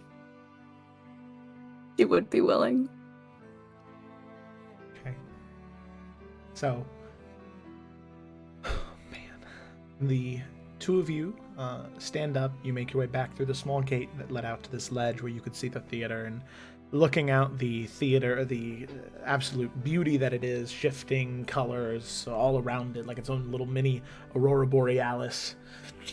You, holding hands together, make your way out, and then you walk through the markets to find something for Nalfian to wear, and then also something for Grok to wear, knowing how big he is, finding the biggest size you can, and you purchase you purchase some combs, you purchase some finery, and you purchase a little bit of hair pomade to try and make everybody look nice and slick. So Nalfian, we'll go ahead and say mark off. I want to buy Twig the most expensive fucking dress that I could find. I want it to be fucking stunning, like Bella the fucking ball when she walks in, please. Okay. So I don't care how much it is, I'll make it happen. All right, let's say for the outfit for Twig and for the entire And outfit. Grok and I gotta be pretty fucking, for you know, and and Grok. yeah. I don't know if Eurydice wants, I don't know if she feel like that'd be rude, but I would also like to pick something up for her too. Okay. Nalt doesn't know what he's doing, man. He's just like, yeah, fucking throw it in there, throw it in the bag, throw it in the Okay. cart. So we'll say You're for wealthy. outfits for all four of you for the theater, Yeah. we'll say 200 gold. All right, you got it. Yeah, because you are getting the nicest clothes you can get, aside from it either being literally made entirely from gold or laced with magic. Hell yeah. Showing up. Okay, cool. So yeah, Hey, you for find. Raccoons, this. Yeah. I expect everybody to gather some images of what they want their theater-going outfits to look like. Absolutely. So then, Nalfian and Twig, you go through shopping, and you make your way back to the Golden Rookery, awaiting the rest of your companions. Grok, you are also able to make your way back there with his new arm cannon. And before we hop back to the three of you, we need to hop to Eurydice. So, Eurydice, you make your way to the edge of the entryway to the temple, and you can see Grace slowly starting to approach you, and then you can see Bishop Berdimni say, "Grace, might I speak to you for a moment?" as she's beginning to walk towards you. And Grace goes back to Bishop Berdimni, and they speak for a moment. Every once in a while, Can I hear looking the over to you. Can I hear the conversation? If you get closer, maybe. I pretend to be looking at the Satya pillow. I want to hear what to say.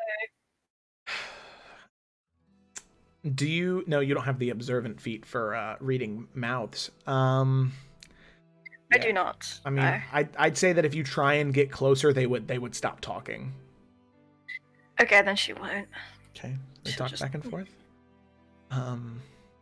And Eventually, after 5 or so minutes, they finish, and she smiles and nods, and she walks back over towards you, and she says, "Sorry, my dear. Sometimes Bishop Redimney has a couple of special things for me to do, so we just need to wait here for one moment." Okay, that's fine.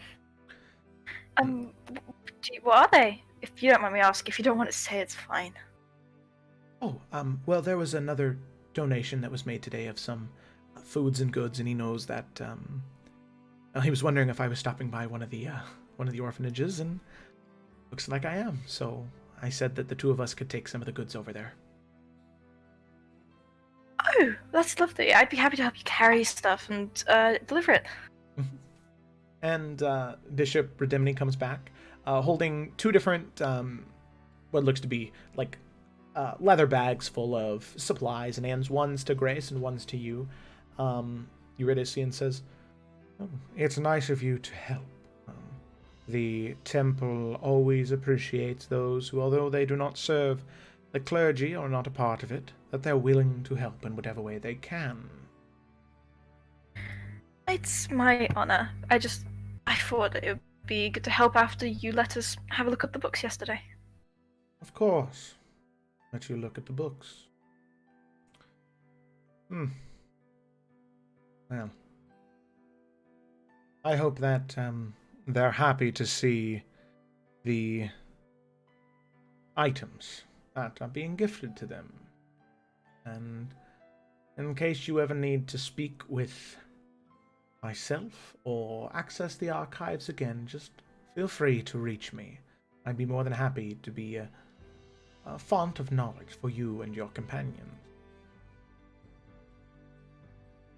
Yeah, that's very, very polite of you. Yes. Well, I suppose I will see you some other time then. Yes. Thank you very much. Until next time. Yes. So with that, he turns away and walks away, and the two of you begin to descend down the road. And she just every once in a while looks and smiles, and she just says, I thank you once again for doing this. I know you don't have to, but I appreciate it a great deal. I have no problem doing this. I generally just like to try and help, so this is actually really nice, really fun. The city is nice anyway. Your company makes it 10 times better. Well, thank you very much. I appreciate the compliment. So with that, the two of you make your way down past the Tower of the Archmage until eventually you get to this small building right here. Right in between the Mother's Temple and the Tower of the Archmage, in this very arcane area of town. And you can see that as you approach, she knocks on the door and says, "It's Grace. I've brought something for everyone." And there's a door that opens, and you can see an older half-orc man with wispy white hair that comes about down to his shoulders. And he says, "Oh, Grace! Well, I didn't expect to see you so soon. I'm needless to say, I'm happy." And then you can hear a few younger voices. "Grace, it's Grace! Grace is here!" And just maybe 5 or 6 shouting out. And the half-orc man kind of moves off to the side, and she says, "Oh, yes, I am. Yes, I am indeed." "Oh, and I brought a friend. Someone who, just like me, likes to smile. Eurydice, come on in." And hello. Smiling very widely. And as you enter the half-orc man, he says, "Oh, hello." And the other, you can see there's maybe 15, 20 children in here, and 5 of them are super stoked. The other 10 or so, they seem to, their interest are piqued as they look over at you all, but they try and stay and seem like they don't really care. But there are 5 or 6 who are super excited, and they come over to you and they say, "Oh, your name's Eurydice?" "Yes. Hi. What are your names?" "Oh." And you can see that they just kind of like ignoring the question. They're like looking like you up and down and like looking at the tattoos. "Oh, your tattoos are so cool." Oh, and like all of them are kind of like taking the like bag away from you and like trying to like look at the tattoos and like poke them and touch them. And Grace is like, "No. respect her boundaries, all right? I'm sure that you wouldn't like if someone came up to you, poking you up all in the face, and, like, she goes over and, like, taps them in the face, and they kind of and laugh, and they leave you alone a little bit. It's okay. I get a lot of people asking, and she will show them the tattoos, and she'll do like a little cantrip and just make some like sparks. Yeah. And you And the can see tattoos glow ever so slightly when she does. there's like 5 or 6 kids who weren't interested now, who are super interested now that they know that you do magic. And Grace laughs and says, "Well, I didn't know you could do that." It's just a small trick. But they seem to be entertained by it, so... Yes, they are. And so you spend a little bit more time here. Yeah, she'll do some magic tricks. She'll change the color of her hair. She'll do little golden sparks. She'll like make the tip of her finger go on fire for a second and then flick it off. And all the kids are so into it. You know, almost all of the kids in this orphanage are so into the tricks you're doing. And you can see that Grace and the half-orc man are having a conversation to one another, talking back and forth, and then eventually she comes back and spends a little bit of time talking to the kids and joking around with them, as the two of you just over the course of about a half an hour just try and brighten their day a little bit. And you know now that there's probably only about an hour before you need to be back to the Golden Rookery, and so you feel as though, you know, you're starting to get closer to sunset, closer to when you might need to depart. So as you're entertaining the kids, do you push it a little bit further, or do you decide to head back? She feels so guilty. She feels so horribly bad. She pushes it a tiny, tiny, tiny bit, but then eventually will kind of have to start like slowing down and back up a little bit, and then like go to Grace. So it's been really lovely meeting them and coming with you, but I really need to go. Oh, of course. Well, listen, I am...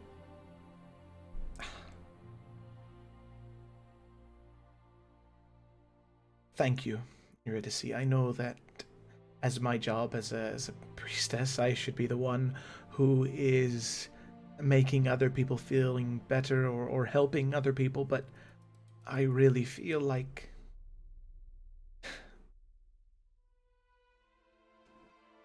I don't know. You just have a way with people, and the way you could make these kids smile, it's a gift.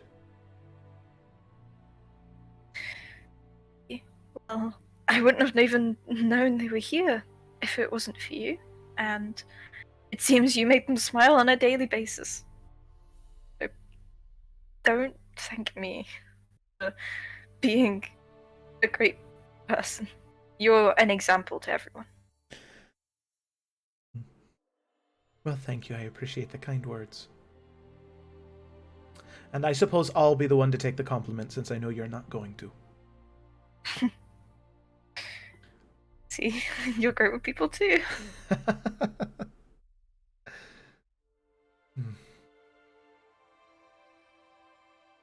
You know,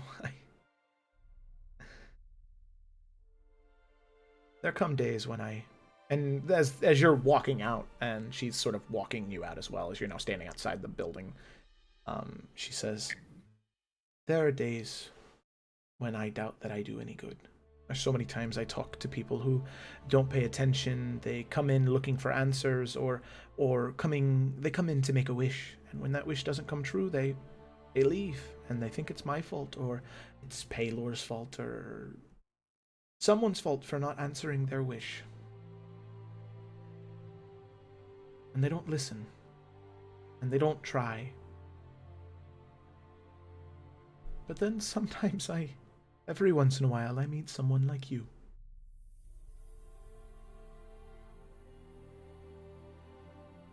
Someone who, against everything going on in the world, they're willing to do something to help someone. It's funny, before you before you came this afternoon, there was a man who came this morning, and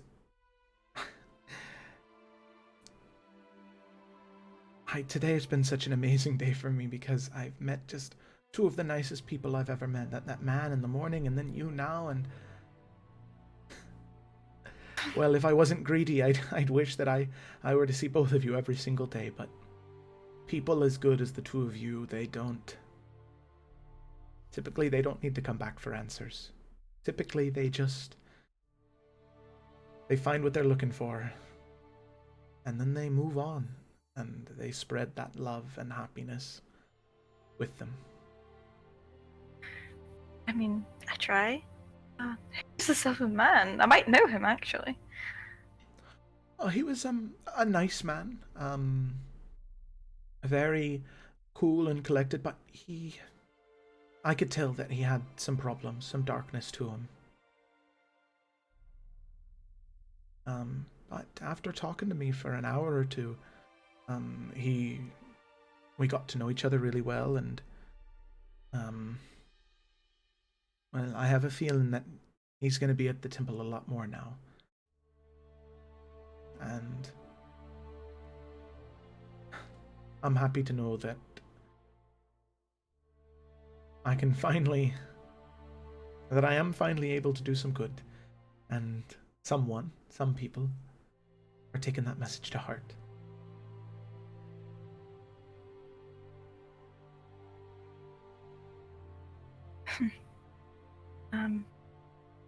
Yes. Just know you've done a great deal of good, and you will do much more. Never doubt that you've helped people, because you've helped me a great deal, and today has been a lovely, lovely day. It has, hasn't it?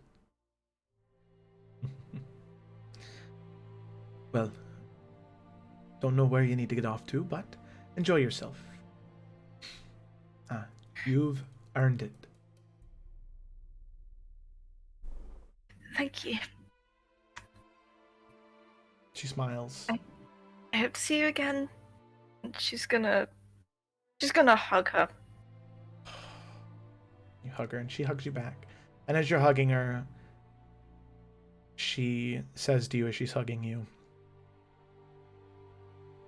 I never knew them, Eurydice, but something tells me if your parents could see you right now, they'd be very proud of you.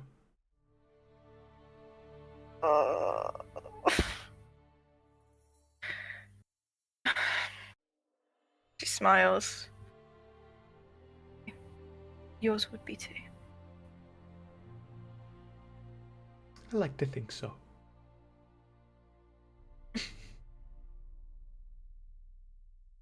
You stand there for a moment, and then you can hear some of the kids, Aunt Grace, where are you?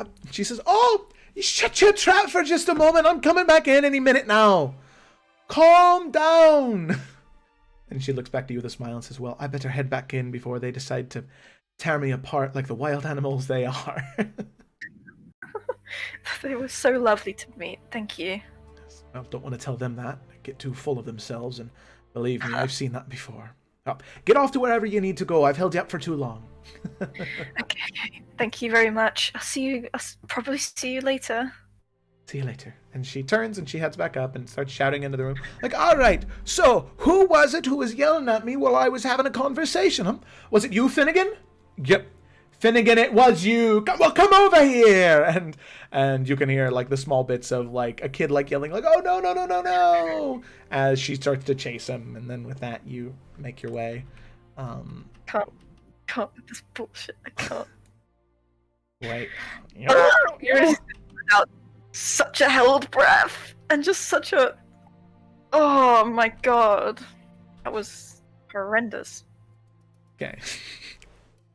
So with that, I'm doing this better. I see you, Onion. I was trying. Yep. Yeah. It was. Yeah, you really. So with that, you eventually make your way back to the,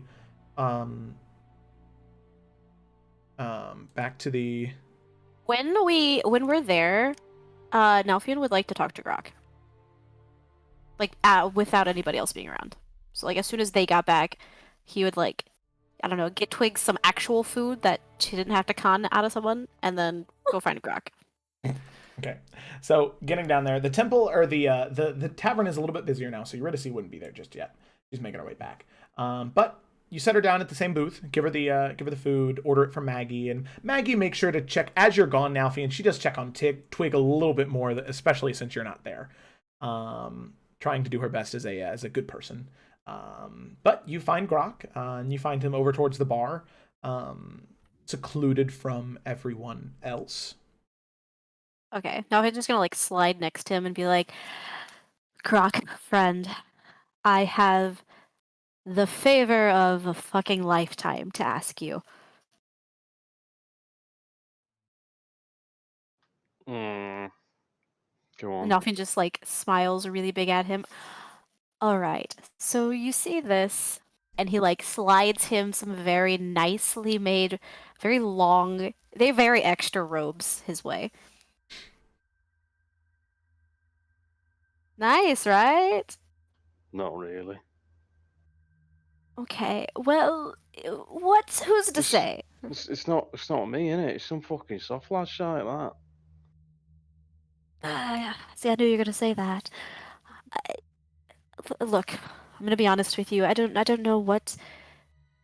I have an idea, but I'm not sure. I don't want to make assumptions. But something's wrong with Twig in the sense that she's so nervous about us going to this theater. I'm assuming something to do with her family and appearances and trying to keep them up. And I think she's worried that we are going to draw the wrong attention and that we're going to, embarrass her? I don't know if that's the right word. But I told her we would clean up, look nice, and go out on the town. So, and he like slides the robe closer to him. Perhaps maybe just for tonight.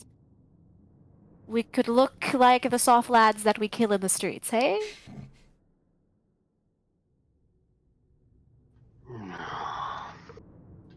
Maggie, Aye, yes, Grok.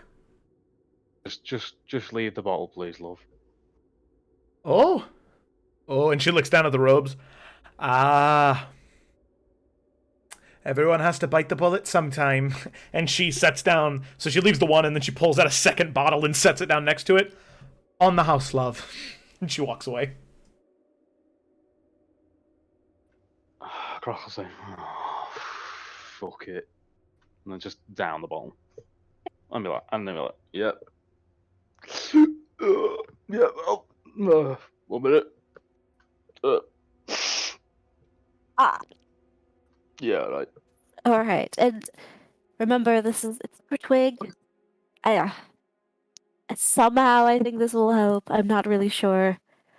But listen, I know it's weird. I know it's maybe something you're not used to, but it's genuinely quite fun. Who knows, you might find that you like it more than you think.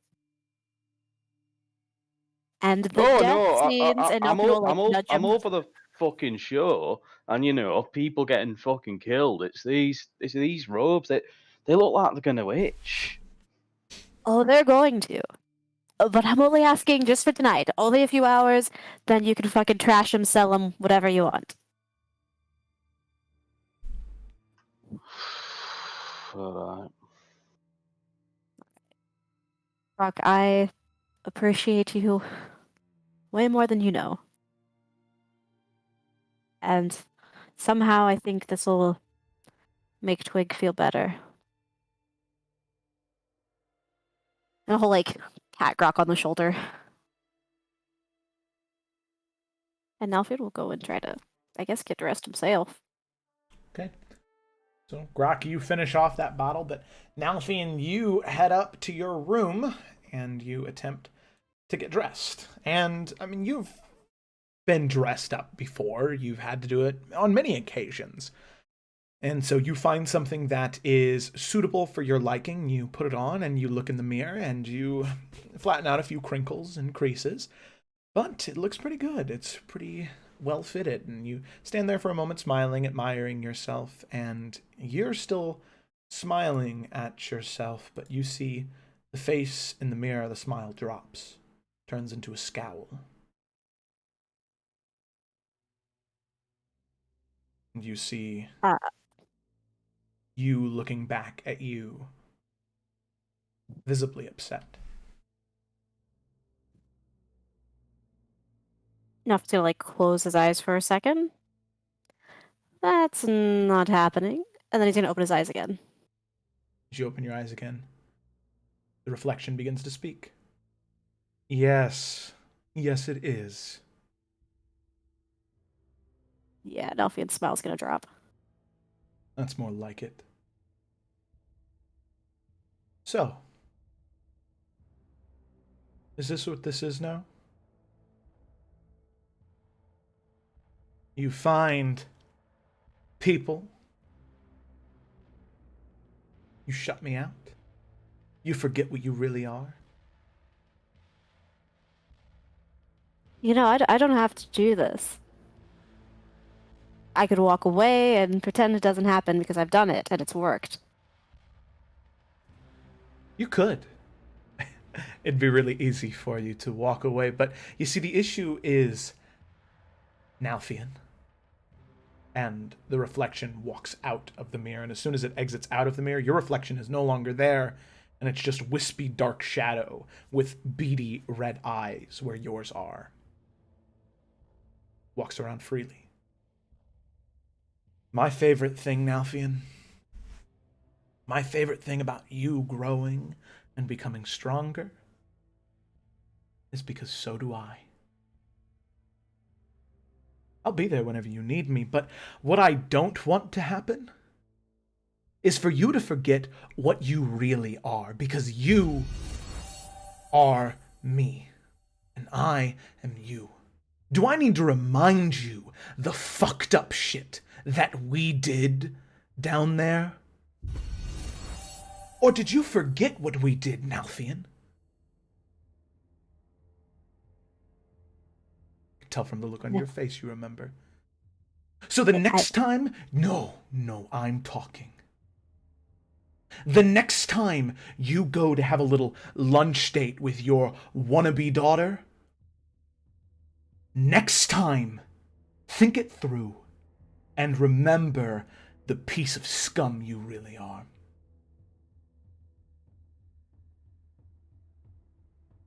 Do I make myself clear? Nelfian is not gonna say anything. He's just gonna go over and he's gonna just like punch the mirror. The mirror shatters and breaks and scatters across the floor. Oh, big man breaking mirrors? I make him go away. You try and pull him away, and there's a moment where the shadows fade and then reappear. I'm going to leave, but because I know that it only makes you more frustrated that I get to choose when I leave. So Nalfian, next time you need me, I'll be there.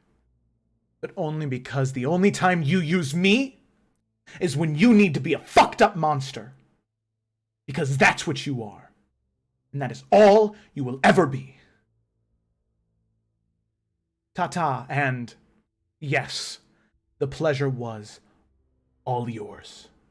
And the shadows whoosh, wisp away as you see the knuckles and fingers all around your hand begin to shed blood, and the blood drips onto the ground beneath you. And you stare at the broken shards on the ground, this broken illusion of what you are. You try and put that smile back on your face, that fun guy, that fun, cocky asshole, but the smile just keeps being pulled away as it just turns into a scowl as that shadow covers over your eyes once again, and then you force it down and back again till that shadow stays and then leaves when you've given up. You feel your stomach twist and turn. You feel Disgusting. You feel defeated.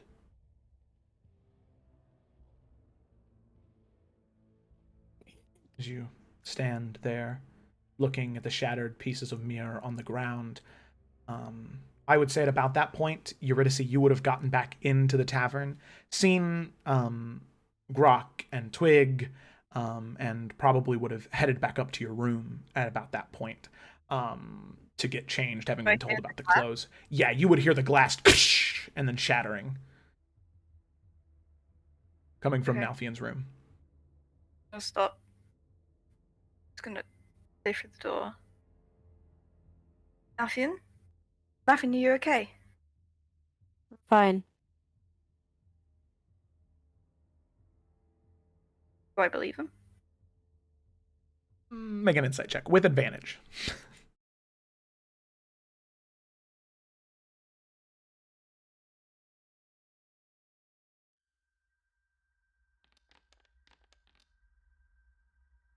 Yeah, he's not. No deception check necessary because it's pretty obvious. The door locked? It wasn't. Wasn't. All right. No, it's not. She's gonna take the handle and carefully open it. Glass. Eurydice, as you open the door, you can see Nalfian in very, very fine attire, but his fist is currently dripping with blood, and the glass is shattered all over the ground.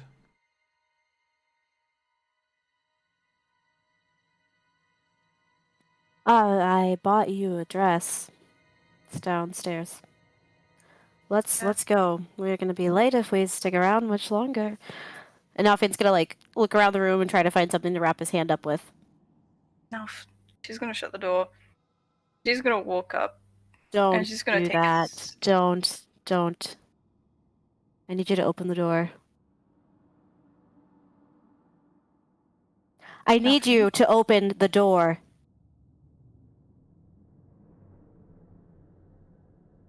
She's gonna Please. take steps back and open the door. Thanks. I get stuffy in here. We really need to be going. There's a dress. It's lovely. There's one for you. There's one for Twig. I got Grok something as well. He's like wrapping his hand. Okay. I'll go change. If something's wrong, you can tell me. Everything's wonderful. I'm gonna go have a drink real quick with Grok, and whenever you're ready, we can leave. And he's walking towards the door. She doesn't move. Alfian, the mirror is in ruin and your fist is bleeding, and something is wrong. Yeah, well, I didn't like what I saw, so I took it out. Easy as that. Get dressed. And I'll see you soon. And he's gonna step around her. I don't know if she would even be able to block him, to be honest. You could try if you want to. She's gonna try. Okay.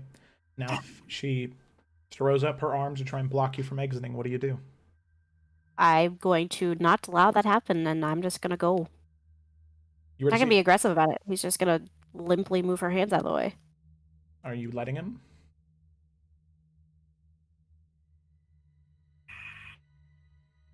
Suppose she's gonna say, I let you help me.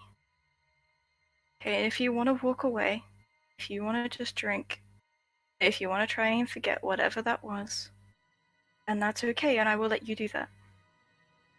But please, if something's wrong, don't try to shut me out, because it doesn't help. And I know it doesn't. I'm wonderful, Eurydice. Absolutely wonderful. I'll see you soon. Let's get a drink. So? And he'll just slide next to Grok and order something to drink. So So, Nalfian, as you leave Eurydice, those words linger, and Eurydice, you weren't able to stop him. So he walks away. And as you sit next to Grok, you can see that he is just finishing off that second bottle. As you order a drink, Nalfian, you go and you take a sip, and you don't feel anything. You keep drinking and keep drinking, but you just feel those holes in that cup, in that bowl, getting bigger and bigger and bigger. And it's even harder for that cup to be filled up. And as you sit there drinking, waiting for Eurydice to be done being changed, ready to head off to the theater, that is where we're going to end tonight's session. Oh. Let's just keep going. It's fine. Oh. Let's just not stop. Let's just keep going. Oh my god.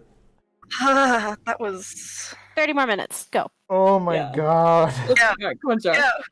30 more minutes. Go. Nope, that is the best Enough has endpoint. happened this No, session. no, because going to the theater is like a 45-minute event. So Oh, but I need that Grok in my life. I need him throwing popcorn at the actors on stage. I ship Danny and Carol. By the way, thank you, Shane and Onion, for gifting those subs. That was very, very nice of you. Y'all are the best. Fucking A, man. I love everybody here so much. So thank you guys for playing. It was great. Really, really fire session tonight. You really kind of went hard. Joe hasn't planned a theater show? What? Oh, do not doubt me. As a theater education major, I have a theater show planned with music and sound cue or sound and light cues. All right, so I'm ready. It just depends if if Grok is able to sit through the entire thing. That's what it really hinges on. He's got this. I'm not worried. But yeah, emotional roller coaster. Very, very good session. Thank you all so much for watching. Like I've said before, if you haven't joined the Discord yet, did I say that right? Discord? There we go. Hey, good job. Look at that. It just took a second. If you haven't joined the Discord yet, go ahead and do that. There's a lot of lovely stuff going on over there. We talk about the campaigns a whole bunch, and sorry, my phone's kind of